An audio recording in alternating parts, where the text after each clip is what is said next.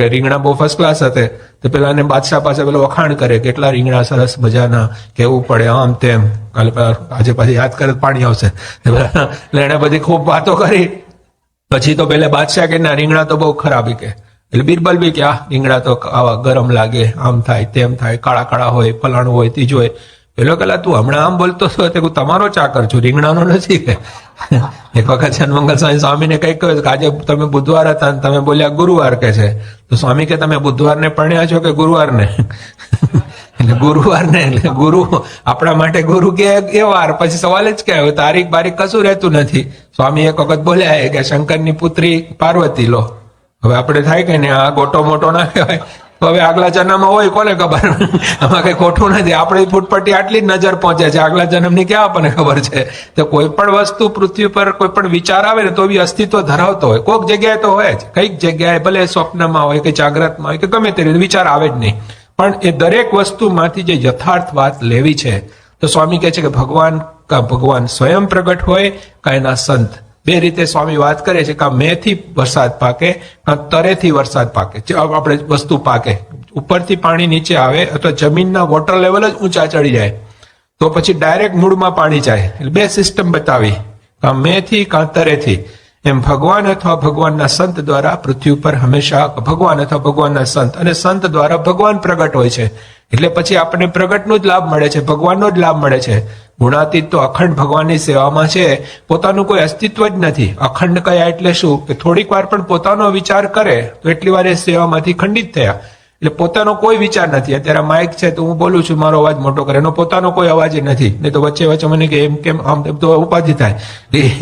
એ પોતે એની રીતે સિસ્ટમ પ્રમાણે છે, એમ સંપૂર્ણપણે એની આજ્ઞામાં. જેમ સ્વામી કે વામનજી ભેગી લાકડી પણ વધી. ભગવાનનો પ્રતાપ કેવો છે કે એના સંબંધમાં લાકડી વસ્તુ આવે, લાકડી જડ વસ્તુ છે, એ બિલકુલ અલગ વસ્તુ, કોઈ કેમિકલ રિએક્શન પણ નથી, છતાં પણ એ લાકડીની સાઇઝ ભેગી વધે છે. એનો મતલબ શું થયો? આનો પ્રસંગ એવો છે, ચૈતન્ય વસ્તુનો પાવર એટલો બધો છે કે જડ વસ્તુને પણ ચૈતન્ય બનાવી દે. અને આપણે ચૈતન્ય વસ્તુ હોવા છતાં જળનો સંગ કરવાથી આપણે જળ જેવા થઈ જઈએ. તો આ બે વસ્તુ બની. એટલે અહીંયા આગળ કહ્યું કે આ પ્રમાણે આવા ભગવાન પોતે સ્વયં પ્રગટ હોય અથવા ભગવાન પોતાના સંત દ્વારા. સંત તે સ્વયં હરિ.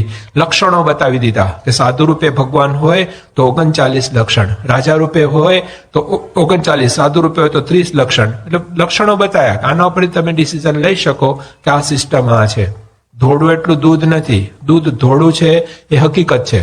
બધા લાલ ડબ્બા એ પોસ્ટ ઓફિસ નથી, પોસ્ટ ઓફિસનો ડબ્બો લાલ છે એ હકીકત છે. તો એ શોધવું પડશે. એમ અહીંયા આગળ પણ કે છે કાળી ગાય હોય પણ દૂધ તો થોડું જ આપે, એની સાથે મતલબ નથી. તો આ ગુણો તપાસવા પડશે આપણે, કે તપાસવાના છે ગુણો.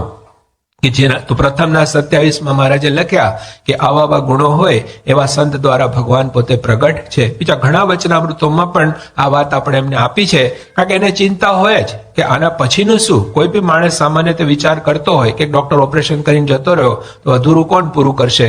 તો કાં તો એ ડોક્ટરનો દીકરો ડોક્ટર હોય તો વાંધો નથી, કાં પછી કોઈ બી ડોક્ટર હોય તો ડાક્ટરના દીકરાએ બી જવું પડે કે ભાઈ મારું આ કામ કરી આપો, આ તમને આવડે છે. તો લક્ષણો ઉપરથી નક્કી થાય છે કે આને ભગવાનનું સ્વરૂપ કહેવાય, આના દ્વારા ભગવાન પ્રગટ છે એ આપણને ખબર પડે, પ્રતીતિ થાય.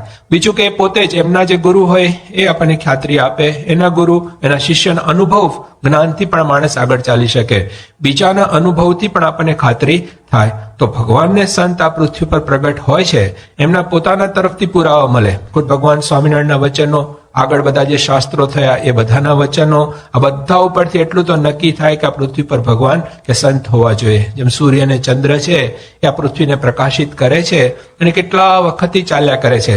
આજે એમાં ફેરફાર પણ ના કરે, કારણ કે નહીં તો એમને વિશ્વાસ ક્યાંથી બેસે. આજે કોઈ પણ શાખ લખાય તો સૂર્ય ચંદ્રને સાક્ષી અમે આ લખીએ છીએ. શું કામ? કે એનો વિશ્વાસ સંપાદન થયો છે, કેટલા વખતથી એ નિયમિત એનું કાર્ય ચાલે છે તો આપણને વિશ્વાસ બેસે છે. એમ અહીં પણ આ ભગવાન કે સંત પૃથ્વી પર પ્રગટ હોય છે. અંશ અવતાર, કાર્યકારણ અવતાર, જેવી જરૂર પડી એક પછી એક અવતારો આવતા ગયા, ક્લાસ ખુલતા ગયા, ધીરે ધીરે પૂર્ણ પુરુષોત્તમ નારાયણ આવ્યા. એમ તમે જો એકડોથી શરૂઆત થાય, નવડાથી નહીં. નવડો પૂર્ણાંક છે, લખવાનું શરૂ થાય તો એકડો બગડો તગડો છે એટલે નવડો આવે. ભણવાનો નવડો ને મીંડું બે જ છે. નવડો એકડામાં 9માં ભાગે છે, બગડામાં એટલા ભાગે છે, તગડામાં એટલા ભાગે છે નવડો જ. ચારે બાજુ કરંટ તત્વ એક જ છે, પણ જેવી સામે ક્ષમતા, જેવી જરૂરિયાત. ઇલેક્ટ્રિસિટી પણ તમે જો વર્ષો પછી આવી, હતી તો ખરી પણ સ્ટેજ ઉપર નહોતી આવી. વર્ષોથી કઈ શોધી છે, બનાવી નથી. ઇલેક્ટ્રિસિટી હતી જ, તો કોઈ બહાર લાયા. પેલો first doctor was not a taught doctor. પેલો માસ્તર ભણેલો માસ્તર નહોતો, એ સીધો જ માસ્તર થયેલો.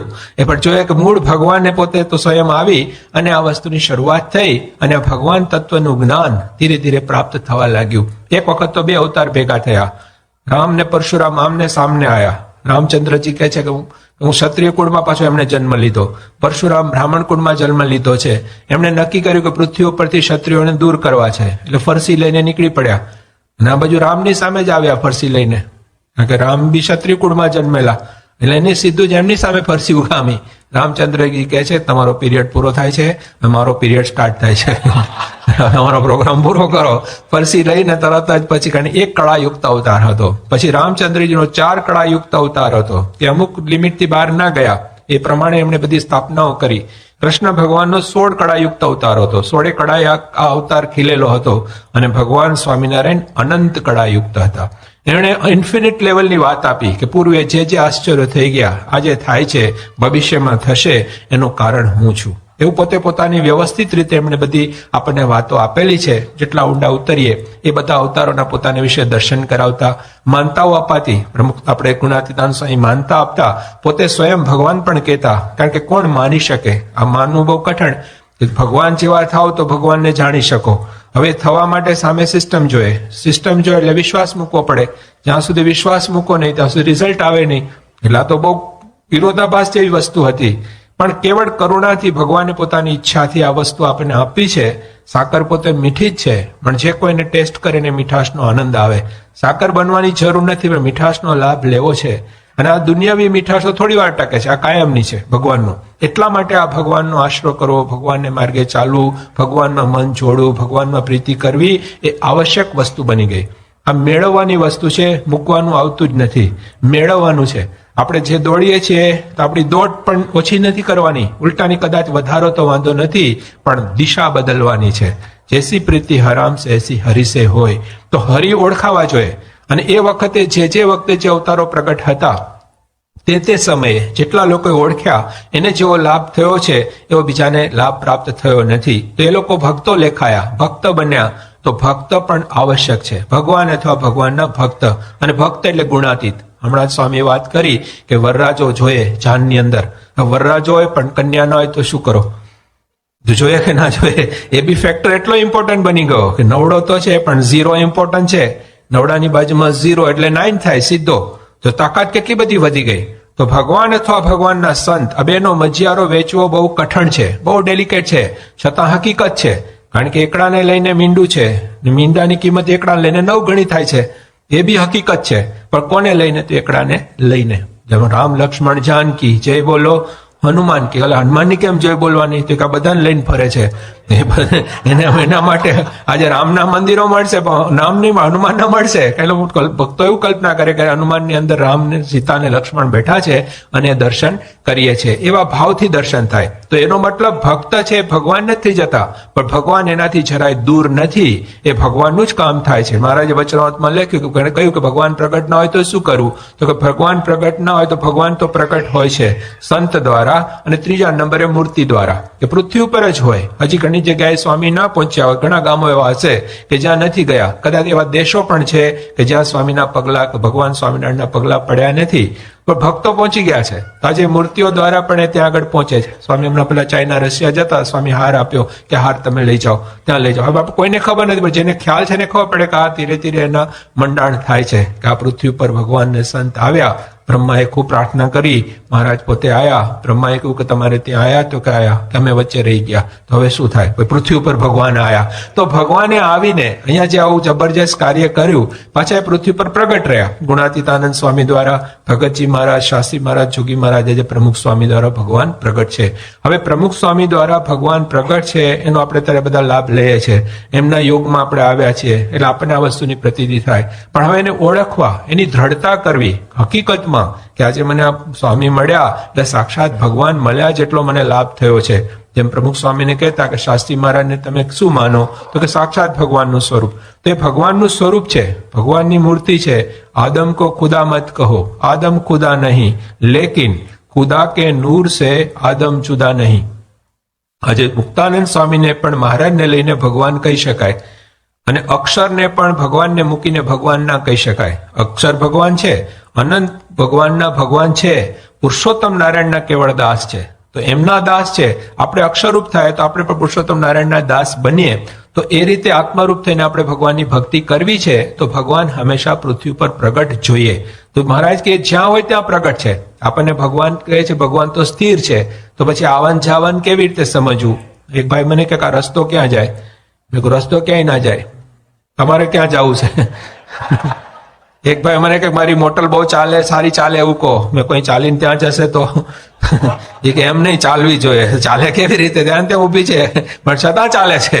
એમ આ પણ ભગવાન સ્થિર છે, પણ આપણને જણાય છે એવું. મહારાજ કે દુનિયાવી વસ્તુઓ સ્થિર જેવી લાગશે પણ એ અસ્થિર છે, કારણ કે એના પર કાળની ઇફેક્ટ છે. આ સાકરનું નારિયેલ છે, આ દિવ્ય છે, આ નટની લીલા છે. જેમ નટવર હોય એને તો કોઈ પહોંચી ના શકે, તો એમની જે આખું તંત્ર છે એ દિવ્ય છે, એમાં ત્યાગ ભાગ કોઈ નથી. એમાં આપણે જેમ શરીર, આત્મા ને પરમાત્મા, એમને વિશે આત્મા અને પરમાત્મા બે જ છે. અને પછી આપણા માટે તો આપણે જયારે આત્મારૂપ થાય તો આપણા માટે પરમાત્મા જ રહે છે, પછી કઈ બાકી રહેતું નથી. જેમ જેમ આપણું અત્યારે આપણે બેઠા છીએ, કે આપણે ક્યાં બેઠા છો? તો ભાઈ અત્યારે આપણે અહીંયા આગળ કયું ગામ? એટલાન્ટામાં છીએ. એટલાન્ટામાં છીએ. આપણે કે ના, આપણે તો અત્યારે સાઉથ ઈસ્ટ કે સાઉથ વેસ્ટ જે કહેતા હોય સાઉથ ઈસ્ટમાં છીએ. આપણે કે અમેરિકામાં છીએ. બરાબર છે. આપણે કે ના, અત્યારે તમે પૃથ્વી ઉપર છીએ. તો પછી પૃથ્વી ઉપર છે તો ઇંગ્લેન્ડ, અમેરિકા, ઇન્ડિયા બધું આવી ગયું કે નહીં? ક્યાં બાકી રહ્યું? પછી કારણ પાણીમાં છે, કારણ કે આખી પૃથ્વી પાણીમાં છે. આખી પૃથ્વી પાણીમાં તરે છે છાણાની માફક. આપણે સ્ટીમરમાં છીએ. આપણે કે પૃથ્વી પાણી સાથે આકાશમાં ઉડે છે, પાછી 1,00,000 માઇલની ઝડપે આમ ફરે, પાછી આમ ફરે. તો આપણે એરોપ્લેનમાં છીએ, કીડી મોકળા બધા ઉડે છે, બોલો, ફૂલ સ્પીડમાં. પટ્ટા બાંધવાનું નહીં, ચક્કર ચડે નહીં. જોવા જેવું છે કે નહીં? ભગવાનનું તંત્ર કેટલું ચકદોડમાં મફત બેસાડે. આ તો તમે અલી ગલીમ બેહવા તો કેટલો ટાઈમ જાય. આ તો બધાને મફત અધર ઉડાડે છે. વિચાર તો કરો, બધા ઉડે પાછા. અને એમાં ઇન્ડિયામાં તો બધા આમ ચાલે, અહીં તો બધા આમ ચાલે, તોય પડતા નહીં. એટલે કેટલું બધું ભગવાનની દયા છે. આટલા ઊંધા ચાલે તો ભગવાન ફેરવે જ બધાને. કોઈ હેઠો પડીને જ જતો, દરિયો ઢોરાઈ જ જતો. જોવા જેવું છે. અને પાછી આ પૃથ્વી સૂર્યની ચારે બાજુ ફરે. સૂર્ય આ બધાને લઈને ફરે પાછો. એ સૂર્ય પાછો બીજા સૂર્યની ચારે બાજુ કરતા કરતા આઈન્સ્ટાઈન પોતે કહે છે કે એક સેન્ટર એવું છે કે એ ફરતું નથી, બધાની ચારે બાજુ ફરે છે. તો એ અક્ષર બ્રહ્મ, અક્ષરધામ છે. અને મહારાજ કહે છે કે બધે છે, અધો ઉદ્ધવ પ્રમાણે રહિત ક્યાં નથી. આપણી સમજણ ઉપર આખો આધાર છે. અહીંયા ત્યાં પછી નીકળી ગયું. અત્યારે આપણે આંખ ખુલ્લી છે ને જોઈએ છે. હવે આપણે એમ માનીએ કે આપણી આંખ બંધ છે ને જોઈએ છે. આ બધું અંદર જ છે. જેટલું બહાર છે એટલું અંદર છે. અંદર ને બહારનું પછી પેરાલેક્સ રિમૂવ થઈ ગયું. તો મહારાજ કહે છતી દેહ જ તમે તમને અક્ષર માનો તો આવન જવાન ક્યાં રહી? પછી તો પુરુષોત્તમ બધાને એક સરખા દર્શન થાય, બધા એક સરખા લાગે. 2 તખ્તા છે ત્યાં આગળ, આપણે અમદાવાદમાં છે અને ગઢડામાં છે. અહીંની સભા બતાવે છે, અક્ષરધામની સભા બતાવે, પેરેલલ એ જ સભા છે. મહારાજ કહે છે કે આ ને આ બે જુદા નથી, આ બધા એના એ જ છે. હવે જો સમજાય તો કેટલું કામ થાય. બાપા એક જણને સમજાવતા હતા, એટલું બધું સમજાવે, પેલો કોઈ રીતે માને નહીં. પછી મેં કહ્યું બાપા મને કે હવેથી ઉપરથી સજાનંદ સ્વામી આવે ને તો આ સમજે એમ નથી. મેં કહ્યું હજી આવવાનું બાકી છે. મને કે એટલું જ સમજવાનું છે. હવે આથી બીજું વધારે શું હોઈ શકે? એ જ સમજાવે છે, પેલો માનતો હોય, બીજો લાવવાનો કાથી એને? એક જણા પેલા સ્વામી બેઠેલા હતા, અને પછી કોઈ પેલા બધા દર્શન કરે તો એક છોકરાને લઈને આવ્યા બાપુજી કે આ છોકરા સ્વામી નિશાળે જતો નથી. બાપાએ ટાઈમ કાઢ્યો કે ભાઈ તું ટાઈમ સ્કૂલે જા, ભણીશ તો આગળ વધીશ, સારા માટે છે, એમ બધી વાતો કરી. પછી એના બાપુજી ખુશ થઈને એમ લઈ જતા હતા ને એના બાપુજીનો હાથ પકડ્યો. સ્વામી કે તમારું કેમનું છે? કે તમે સભામાં નિયમિત જાઓ છો કે નહીં, ક્લાસ ભરો છો કે નહીં? પેલો કે સ્વામી કે શું? પેલો કે ઉપરવાળાનો હુકમ થાય ને તો અવાય કે છે. પાછું એવું કીધું. સ્વામી કે ઉપરવાળો નીચે આવી ગયો કે. હવે આથી નીચો કેટલો આવે એમ કે કોઈ પણ વસ્તુ હોય ને સાવ તમે એમાં અડાડી દો ને તોય ના વંચાય, આમ દૂર હોય તોય ના વંચાય. પણ સ્વામી કે માપમાં હોય તો વંચાય, પણ કે આવડતું હોય તો વંચાય. માપમાં હોય ને આવડતું ના હોય તો હું વાંચવાના? તો બધા હરખા લાગે. તો મહારાજ એ કહે છે કે એને વ્યવસ્થિત વાંચવાનું, પછી વ્યવસ્થિત વાંચવું જોઈએ, અડધું પડધું નહીં. એક જણા પેલો દૂધીનો હલવો બનાવવાનો, એને પેલું લખેલું કારેલાનો હલવો, કારેલાનો હલવો બનાવ્યો. પછી પાછલા પાને છેલ્લે લખેલું કે આ ભૂલ ચૂક, અહીંયા દૂધી કારેલાની જગ્યાએ દૂધી વાંચવું. હવે છેલ્લા પાને ગરબડ જ થાય, ગ્રંથમાં બી ગરબડ થઈ જાય. પેલા રસીલાનું રસોડું આવે તો ચોપડીમાં જોઈને રસોઈ બનાવે કે આમ કરો આમ કરો, પવન આવે તો પાનું પડી ગયું, બીજી આઈટમ ભેગી ચાલતી, ઉપાધિ થઈ જાય. તો જો જરાક સમજવામાં ફરક પડી જાય તો બહુ મોટી ખોટ આવે. જરાક જ સમજવામાં ફરક પડે, પેલો ડોક્ટર એમ સારું કરતા માણસો, એવું નથી, સારા માણસો સ્વાય કે ભગવાન તો બધાને ભજવા છે, સમજણમાં ફેર છે. પેલો એક જણો જમવા જાય તો જમતા જમતા 2 ચમચી ઉઠાવે, કોકને ત્યાં જાય તો 2 ચમચી ઉઠાવીને ધીરેકથી મૂકી દે ખિસ્સામાં. ઓકે કોઈ ગલા આવું સારા માણસ થઈને આવું કરે, હું જાણું છું ખબર શું કરો, ડાક્ટરે લખેલું છે યાર, જમ્યા પછી 2 ચમચી લેવી કે ભલા પણ તારો ભલો થાય, આ ચમચા આવી રીતે ના લેવાય, આ ધ્યાન રાખવું પડે. પેલા એક જણાને લખી આપ્યું કે ગોળી 3 ગોળી લેવી, એકી સાથે લેવી કે 3 ગોળી એકી સાથે લે કે બહુ ખારું લાગે છે કે, તો એ પણ એમાં બાંધો નહીં કે 3 ભેગી લેવાની બદલીમાં.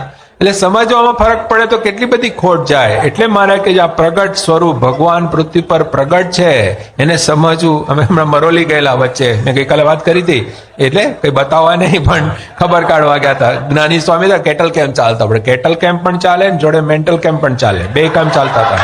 અને માણસો બી હતા. અમે પેલા ડોક્ટર હતા, તમે લોકો એક વખત બહાર ગયા તો નંદકિશોર સ્વામી ટેબ્લેટ બધાને આપે. હવે ત્યાં તો ઓલા કાઠિયાવાડના બધા સ્ટ્રોંગ હોય માણસો બધા, તો પછી અમે લોકો માંદા પડે તો દવા આપતા હતા. પછી નંદકિશોર સ્વામી આ સંભાળે. એક વખત અમારે બંનેને જવાનું થયું, એટલે વેટરનરી ડોક્ટર હતા દેસાઈ, એ પછી આ બધું કામ સંભાળે, એટલે 2 ને ડીલ કરે, પેલાને આપે. તો આ લોકોને પેલું આયોડેક્સ આપે ને તો ઘણી વખત પેલું ઢોરનું આપી દે, બહુ પાવરફુલ, એટલે જલ્દી મટી જાય. અને આ લોકો સ્ટ્રોંગ હોય એટલે વાંધો ના આવે. પછી ટેબ્લેટો પણ આપવા માંડી એને, તો પેલી મોટી મોટી ફૂલ ટેબ્લેટ, એટલે આ લોકો એ બી ખાઈને 1 દિવસમાં હાજા થઈ જાય ફટાક દઈને, એનો પાવર જબરો હોય આખો. એટલે પછી હવે થોડા દિવસ પછી નંદકિશોર સ્વામી આવ્યા પાછા, તો કોકને કઈક બીમાર મેલેરિયા હશે તો એને ટેબ્લેટ આપી. એ કે તમારે ઘરેથી ક્યાં લાવવું પડે છે કે, ઓલો ડોક્ટર તો મોટી મોટી આપતો હતો, તમે કેમ નાની નાની આપો કે તમે હવે કંજુસાઈ કરો છો કે તમારે ક્યાં લાવવા પડે કે મોટી મોટી. મેં કેમ તે ઓલો ડોક્ટર તો મોટી મોટી આપતો હતો, હવે ને થોડું કહેવાય કે તમને ઢોર નહીં આપતા હતા. અમે સમજીને ઘણી વખત તો ઢોર એટલા સ્ટ્રોંગ હોય તેને પેલા ભેગડામાં ફિટ કરે, ઇન્જેક્શન આપવાના હોય કે આ બધું, તો બળદિયા બહુ સ્ટ્રોંગ, તો ઓલો નામ ધક્કો મારે ડાક્ટર, તો બળદિયો બહાર ડાક્ટર અંદર. ડાક્ટર કે જુઓ કડિયુગ કે બળદિયો બહાર ને ડાક્ટર અંદર આવી ગયો છે, કેવી ભૂમિકા થઈ ગયા. એમ સ્વામી કહે છે કે આ બી ત્યાં આગળ ત્યાં બાજુમાં પેલા મરોલીમાં એક ભાઈને દાખલ કર્યા હશે ત્યાંથી, તો આપણે જ્ઞાની સ્વામી ગોંડલ વાળા મને કંઈક આપણે જવું છે. મેં કોઈ એ લોકોની ફ્રીક્વન્સી બીજી ચાલતી હોય, આપણી બીજી ચાલે, એમાં આપણે જઈને શું કરવાના. મને કે નહીં, ઠાકોરજીના પગલા પડે, સારું થાય, એના સગાને ઠીક લાગે તો હાલો. મેં કીધું અમે ગયે, તો 5-6 જણા અમે બધા ગયા. ત્યાં આગળ ગામમાં જેને પૂછે કે ગાંડાની હોસ્પિટલ ક્યાં છે, તો જેને પૂછે બધા અમારા સામે ઝૂમ કરે, 5 સામે. મેં કહું આમાં એક કે નથી, અમે એક જણને જોવા માટે જાય છે. તો ભારે થઈ ગયું. પછી તો પહોંચે, અમને બતાવ્યું દવાખાનું. ત્યાં ગયા તો બધા સરખા જ લાગે, ઓળખવા બહુ કઠણ, કારણ કે બધા એવું કહેવાય છે કે ગાંડા માણસો સંપે નહીં. જે સંપી ના શકે તો એટલા પર્સન્ટેજ ગાંડ પણ હોય, એટલે સંપી ના શકે. બધા ફરતા હોય પોતપોતાની મસ્તીમાં, પોતપોતાની રીતે. અમે જામનગરમાં પણ હમણાં વચ્ચે ગયેલા, તો ત્યાં આગળ પણ એવું થયું, કોઈ કે હું નિક્સન છું, કોઈ કે હું બુશ છું, ઓલો ગઢિયા મને ઓળખાણ કરે, ઓલા બધા એટલા કેફમાં હતા. પછી 2 જણા તો અંદર પૂરેલા હતા, એ લોકો મને પેન આપો એટલે મેં ઓલા જિગ્નેશ ને તું પેન આપી આવજા. એ કે પેન નહીં, પેન્ટ આપો કે. પણ એ બધા મસ્તીમાં હતા એ લોકો એના ઓલામાં. તો મેં કહું આ તો બધું ભારે થાય, તો ત્યાં તો આપણે બધા સરખા લાગે, સ્ટાફનો કોણ, માણસ કોણ, ડોક્ટર કોણ, બધા સરખા. એટલે મેં કહું તો ભારે થઈ ગઈ. તો એક ભાઈ બેટ ફેરવતો આવે, ધીરુભાઈ હતા મારી જોડે, મને કે કાને પૂછીએ તું કોણ છે, તો હું ગવાસ્કર. એ કે અહીંયા આખી ટીમ છે કે મેચ રાખવી છે કે. મેં કહું હારા એકલા દંડાવાળી મેચમાં કઈ થી જમવાનું. મેં કહું ભાઈ અમારે મેચના મેમ્બરે પૂરતા નથી તો નથી રાખવી. પછી તકલીફ આ થઈ કે કોણ ડિસાઈડ કરો કે સ્ટાફનો કોણ, કઈ બેજ નથી માર્યા, કઈ કશું નહીં, બધા હરખા જ લાગે, બધા એની મસ્તીમાં હતા. 2 જણા બેઠેલા એકબીજાની સામે બરાબર જોઈને ટગર જોતા હતા. મેં કહું આ કદાચ સ્ટાફ ના હોય. એને પૂછ્યું કે તમે કોણ, તો કે માલિક. મેં કહું દવાખાનાનો ના દુનિયાનો. મેં કહું માલિક લોકો હોતે છે ને આ તો બેઠા છે. પછી એ પાછો કે નહીં આ બી માલિક, આ બી માલિક, બધા માલિક. મેં કહું હવે બરાબર, હવે કથા પૂરી થઈ ગઈ. એટલે આ મેમ્બર છે નક્કી થયું, કારણ કે એમાં બધાને થોડુંક જ લૂઝ ફિટિંગ થયું હોય, થોડું વધતું જે કાંઈ હોય સ્ક્રૂ બોલ્ટ. એટલે પછી એ કહ્યું હવે શું કરવું, ત્યાં તો સામે ઓફિસ જેવું જોયું, આમાં હોય ડોક્ટર હોઈ શકે. એટલે સીધા આપણે આમ જવા ગયા. તે ભાઈ બહાર નીકળે, તમે કોણ, તો કે ડોક્ટર ઈશ્વરભાઈ પટેલ. ઈશ્વર ગાંડો, કે મને પણ ઈશ્વર ગાંડો કહે છે, you believe or not but I am doctor Ishwarbhai Patel. મને ઈશ્વર ગાંડો કે છે લોકો, તમે જે માનો એ માનો કે છે. તો ભારે થઈ ગઈ, એ પોતે જ કે છે હું આવું શું કરું આમાં. અને એનો બધા હાલ અહેવાલ બી એવા જ લાગે આપણને કે હા ડાક્ટર છે કે હું આ કેવું છે એમ, કે ઓલા બધા ભેગો રહેતો હોય આખો દાડો. એટલે પછી આ તો ભારે થઈ ગઈ. ધીરુભાઈ હોશિયાર, મને કે એનો અંગત માણસ એના ઘરવાળા હોય, સામે ક્વાર્ટર છે, ત્યાં જઈને પૂછી આવીએ. મેં કહું જાઓ. એટલે ધીરુભાઈ જેવા ગયા ને, આ ભાઈ હશે, એટલું હશે, એટલું હશે. આપણને લાગ્યું કે નક્કી માણસ હશે ક્યારે, કાં ખસે તો હશે, કાં વસે તો હશે. હવે હશો કાં ખસી જાય ને માણસ ને તો પછી એક જ સ્ટેશન વાગે, અને કાં કંઈક વસે, કંઈક લાઈટ થાય તો માણસ ખુશ થઈ જાય. એટલે પછી આ તો બધા સેકન્ડ કેડરમાં આવો એટલે પછી વાંધો ના આવે. એટલે પેલા જોયું કે આ તો ભારે, મને થઈ ગયું કે આ મેમ્બર જ લાગે છે. હવે તો ભારે થઈ ગઈ કે ડોક્ટર કદાચ હાજર ના આવ્યા હોય, ઓફિસે આવ્યા ના હોય, દવાખાને ના, એવું પણ બને કંઈક બીજે રહેતા હોય. એટલે એટલી વારમાં પેલા ધીરુભાઈ ત્યાં ગયા અંદર, અને એટલું બધું હશે. એટલે મેં કહ્યું સાહેબ કેમ આટલું બધું હસો છો તમે? મને કે વાત કરું? મેં કહું હો. કે તમને મનાશે? કેમ નહીં, તમે કોને? મને કે આ ભાઈ ખબર કાઢવા ગયા છે, એને ખબર નથી પણ મારા મિસિસની ટ્રીટમેન્ટ ચાલે છે, કે she is under my treatment કે છે. મેં કહું તો ભારે થઈ ગઈ હવે તો. હવે મેં કીધું ભારે થવાની. એટલી વારમાં ધીરુભાઈ બહાર આવ્યા, અને આ ભાઈ હશે પાછા. એટલે ધીરુભાઈ મને કે એક બાજુ આવો, એક બાજુ આવો. મેં કહું જે હોય વાત કરો ને. મને કે ના ના એક બાજુ આવો. પછી મને કે છે તો આ ડોક્ટર, એમના ઘરવાળા કે છે હમણાં થોડાક વખત એમનું પણ જતું રહ્યું છે, કારણ કે એને આવી રીતે જ જોવે. એટલે ડાક્ટરની પણ છટકી ગઈ છે કે છે. હવે તો ભારે થઈ ગઈ. મેં કહું આપણે બહુ વહેલી તકે અહીંથી બહાર નીકળી જવું જોઈએ. પછી અમે ડોક્ટરે કહ્યું કે આ ચોપડામાં જોઈ લો કે છે. પેલા ભાઈને માટે જેને મળવા આવતા ચોપડામાં જોયું, લિસ્ટ નામ બી મળ્યું, પણ ત્યાં રિમાર્કમાં લખેલું કે વધુ ગાંઠ પણ હોય ને આનાથી એક બીજી હોસ્પિટલ છે ત્યાં અમે લઈ ગયા છે. મેં કહ્યું બીજી તો કેવી હશે ભગવાન જાણે, આમાંથી જ આપણે નીકળીએ તો સારું. પછી અમે પાછા સારંગપુર બાપાને મળ્યા. બાપા મને કે કેમનું છે? મેં કહ્યું બાપા આવું થયું, અમે તો હોસ્પિટલમાં જઈને આવ્યા. મેં કહ્યું ભલાની છટકે, આ દુનિયા કેવી છે, આ લોક જ કેવો છે. માણસ 9 મહિના જ સીધો હતો, બહાર આવે ને ઊંધો થઈ જાય છે. આ લોકમાં બધું એને ખાલી કરેલો હોય પાછો ભરાઈ જાય છે જે આવે. અને બધાને ઇફેક્ટ થાય છે આ દુનિયાની. જોવા જેવું છે કે આપણે નજર સામે જોઈએ કે આ લોકમાં રહેવાનું નથી, આ લોક આવો છે, નજર સામે આટલા લોકો જાય છે બધું, છતાં એમાંથી આસક્તિ તૂટતી નથી અને આમાં આસક્તિ લાગતી નથી. ખુદ ભગવાન કહે છે કે આશ્ચર્ય જેવું અમને લાગે છે કે કેમ આમ થતું હશે, કે 5 મૂકીને 500 લેવાના હોય તો એને 5 મૂકવામાં કેમ તકલીફ પડે છે. પાછા એના તો છે નહીં. હા, જમીનમાં દાણા નાખવા તૈયાર થાય છે, જે જમીન સામે હિસાબ આપે, કર્ણના મણ આપતા હોય તો એનું શું સમજવું એમ. આને માટે પણ એટલે પછી સ્વામીને બધી વાત કરી. મેં કહ્યું સ્વામી એક તમે એવા છો કે જેને કાંઈ અસર થતી નથી. આટલું બધું માન, આટલું બધું અપમાન, ફૂલ લેવલનું મેક્સિમમ બધું જ આવે. કોઈના પણ ગુણો છે, અથવા ઘડિયાળ વોટરપ્રૂફ છે, શોક પ્રૂફ છે, એન્ટી મેગ્નેટિક છે, ઓટોમેટિક છે, ક્યારે ખબર પડે કે આવી કન્ડિશનોમાં પણ એ ઊભી રહે છે, ત્યારે આપણને ખબર પડે કે આનામાં આટલા ગુણ છે. કેવી રીતે ખબર પડે? એ પ્રસંગ આવે ત્યારે ખબર પડે, નહીં તો મિયા ફસકું થઈ જાય. તો એમનામાં આ બધા જ ગુણો દેખાય છે. જો આપણી દ્રષ્ટિ હોય, જેમ કાલે વાત કરી હતી, જેને ગુણે રીચ્યા ગિરધારી, આ તો હજી થોડું થોડું જ છે સાવ. અમે જો ઊંડા ઉતરીએ અંદર ઢગલા બંધ આ વસ્તુ પડેલી છે. આખી પરંપરામાં વાત મળે છે, અને પરંપરા પોતે આપણને વાત આપે છે. અને એ તો ઠીક, પણ આ યોગમાં આવેલા કેટલા બધા, કારણ કે તો BAPS છે, જેમ એન્જિનિયરો, ડોક્ટરો બહાર પડે કોલેજોમાંથી, એકાંતિક ભક્તો તૈયાર થાય, ઢગલા બંધ આજે હરિભક્તો. એનું કાર્ય ઉપરથી ખબર પડે કે એનું કારણ કેટલું મજબૂત છે. કેટલાના જીવોમાંથી વ્યસનો, સ્વભાવો, પ્રકૃતિ કાઢી નાખી, એના ઉપરથી ખબર પડે કે આ સિસ્ટમ છે, આ ભગવાન પ્રગટ છે અહીંયા આગળ. આ કાસ્ટની અંદર અગ્નિ છે, બહારથી મૂકો તો નીકળે, દેખાય છે આવું. હકીકત છે. જો તપાસ કરે તો આપણને ખ્યાલ આવે કે આપણે કેટલા ભાગ્યશાળી છીએ કે આવું ભગવાનનું સ્વરૂપ આપણને મળ્યું છે.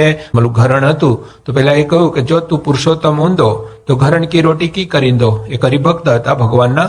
એ કે ગ્રહણને દિવસે ખવાય નહીં, રોટલી ખવાય તો એનાથી આવું થાય, તેવું થાય, આમ થાય. તો ભગવાને પણ ના પાડી છે, આપણને પણ ગ્રહણ પાડવાનું કહ્યું છે. એટલે પેલા એ કહ્યું કે તું આ ગ્રહણને દિવસે ખાય છે, તો આમાં તો ભગવાન ના પાડે છે. ભગવાને પણ કહ્યું કે ગ્રહણને દિવસે નહીં ખાવાનું. પહેલા શું કે ઘરણ કી રોટી કી કરી દો. જો તું પુરુષોત્તમ ઊંધો તો ઘરણ કી રોટી કી કરી દો, નહીં તો તું મૂઠો ને હું મૂઠો હરખા જ.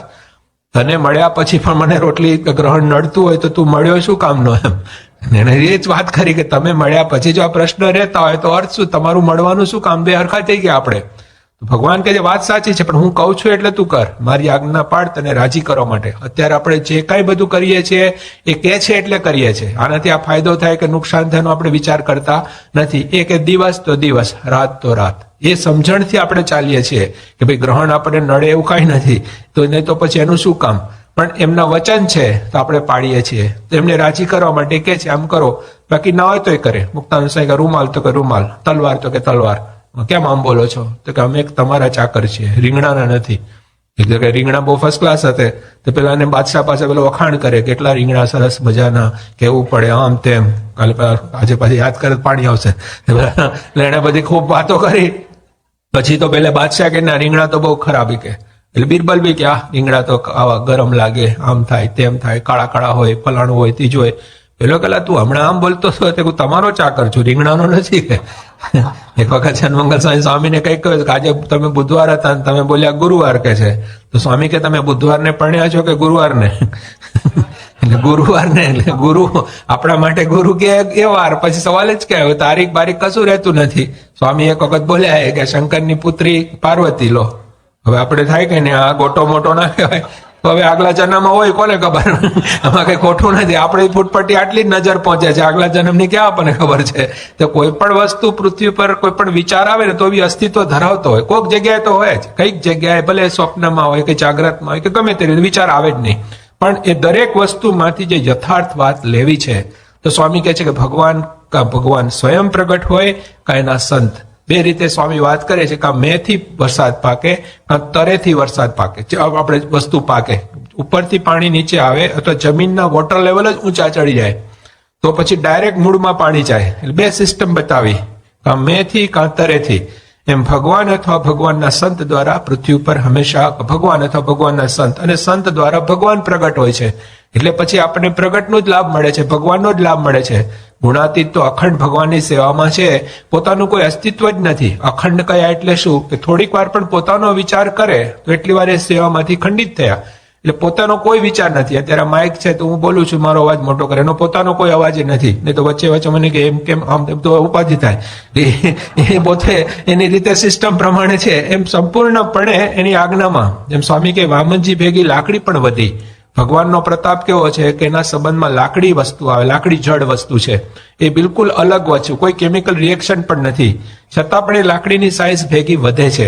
એનો મતલબ શું થયો? આનો પ્રસંગ એવો છે, ચૈતન્ય વસ્તુનો પાવર એટલો બધો છે કે જડ વસ્તુને પણ ચૈતન્ય બનાવી દે. અને આપણને ચૈતન્ય વસ્તુ હોવા છતાં જળનો સંગ કરવાથી આપણે જળ જેવા થઈ જઈએ. તો આ બે વસ્તુ બની. એટલે અહીંયા આગળ કહ્યું કે આ પ્રમાણે આવા ભગવાન પોતે સ્વયં પ્રગટ હોય અથવા ભગવાન પોતાના સંત દ્વારા. સંત તે સ્વયં હરિ. લક્ષણો બતાવી દીધા કે સાધુ રૂપે ભગવાન હોય તો 39 લક્ષણ, રાજા રૂપે હોય તો 39, સાધુ રૂપે હોય તો 30 લક્ષણ. એટલે લક્ષણો બતાવ્યા. આના ઉપર તમે ડિસિઝન લઈ શકો કે આ સિસ્ટમ આ છે. ધોળું એટલું દૂધ નથી, દૂધ ધોળું છે એ હકીકત છે. બધા લાલ ડબ્બા એ પોસ્ટ ઓફિસ નથી, પોસ્ટ ઓફિસનો ડબ્બો લાલ છે એ હકીકત છે. તો એ શોધવું પડશે. એમ અહીંયા આગળ પણ કે છે કાળી ગાય હોય પણ દૂધ તો થોડું જ આપે, એની સાથે મતલબ નથી. તો આ ગુણો તપાસવા પડશે આપણે, કે તપાસવાના છે ગુણો.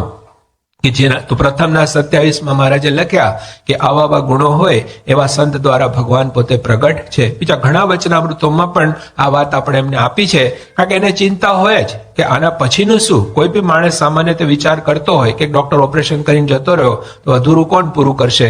તો કાં તો એ ડોક્ટરનો દીકરો ડોક્ટર હોય તો વાંધો નથી, કાં પછી કોઈ બી ડોક્ટર હોય તો ડાક્ટરના દીકરાએ બી જવું પડે કે ભાઈ મારું આ કામ કરી આપો, આ તમને આવડે છે. તો લક્ષણો ઉપરથી નક્કી થાય છે કે આને ભગવાનનું સ્વરૂપ કહેવાય, આના દ્વારા ભગવાન પ્રગટ છે એ આપણને ખબર પડે, પ્રતીતિ થાય. બીજું કે પોતે જ એમના જે ગુરુ હોય એ આપણને ખાતરી આપે, એના ગુરુ એના શિષ્યના અનુભવ જ્ઞાનથી પણ માણસ આગળ ચાલી શકે, બીજાના અનુભવથી પણ આપણને ખાતરી થાય. તો ભગવાનને સંત આ પૃથ્વી પર પ્રગટ હોય છે, એમના પોતાના તરફથી પુરાવા મળે. ખુદ ભગવાન સ્વામિનારાયણના વચનો, આગળ બધા જે શાસ્ત્રો થયા એ બધાના વચનો, આ બધા ઉપરથી એટલું તો નક્કી થાય કે આ પૃથ્વી પર ભગવાન કે સંત હોવા જોઈએ. જેમ સૂર્ય અને ચંદ્ર છે એ આ પૃથ્વીને પ્રકાશિત કરે છે અને કેટલા વખતથી ચાલ્યા કરે છે.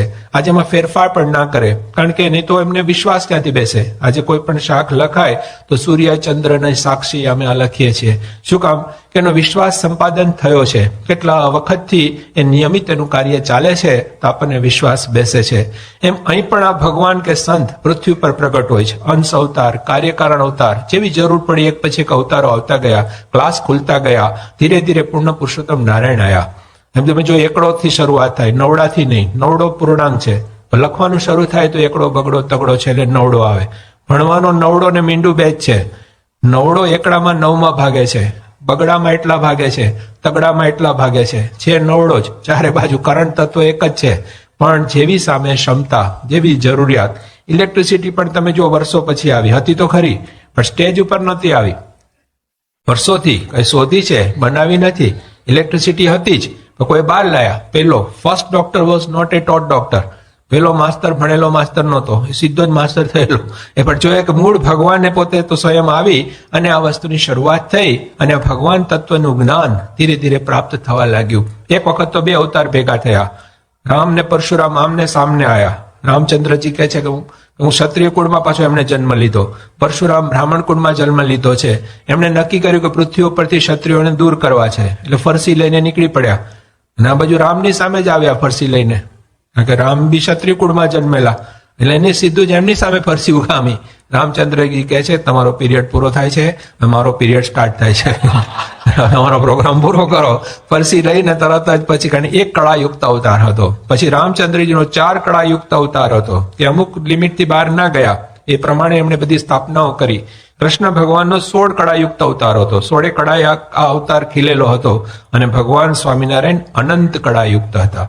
એમણે ઇન્ફિનિટ લેવલની વાત આપી કે પૂર્વે જે આશ્ચર્ય થઈ ગયા, આજે થાય છે, ભવિષ્યમાં થશે, એનું કારણ હું છું. એવું પોતે પોતાની વ્યવસ્થિત રીતે એમણે બધી આપણને વાતો આપેલી છે. જેટલા ઊંડા ઉતરીએ એ બધા અવતારોના પોતાના વિશે દર્શન કરાવતા, માનતાઓ અપાતી. પ્રમુખ આપણે ગુણાતીતાન સ્વામી માનતા આપતા, પોતે સ્વયં ભગવાન પણ કહેતા. કારણ કે કોણ માની શકે? આ માનવું બહુ કઠણ.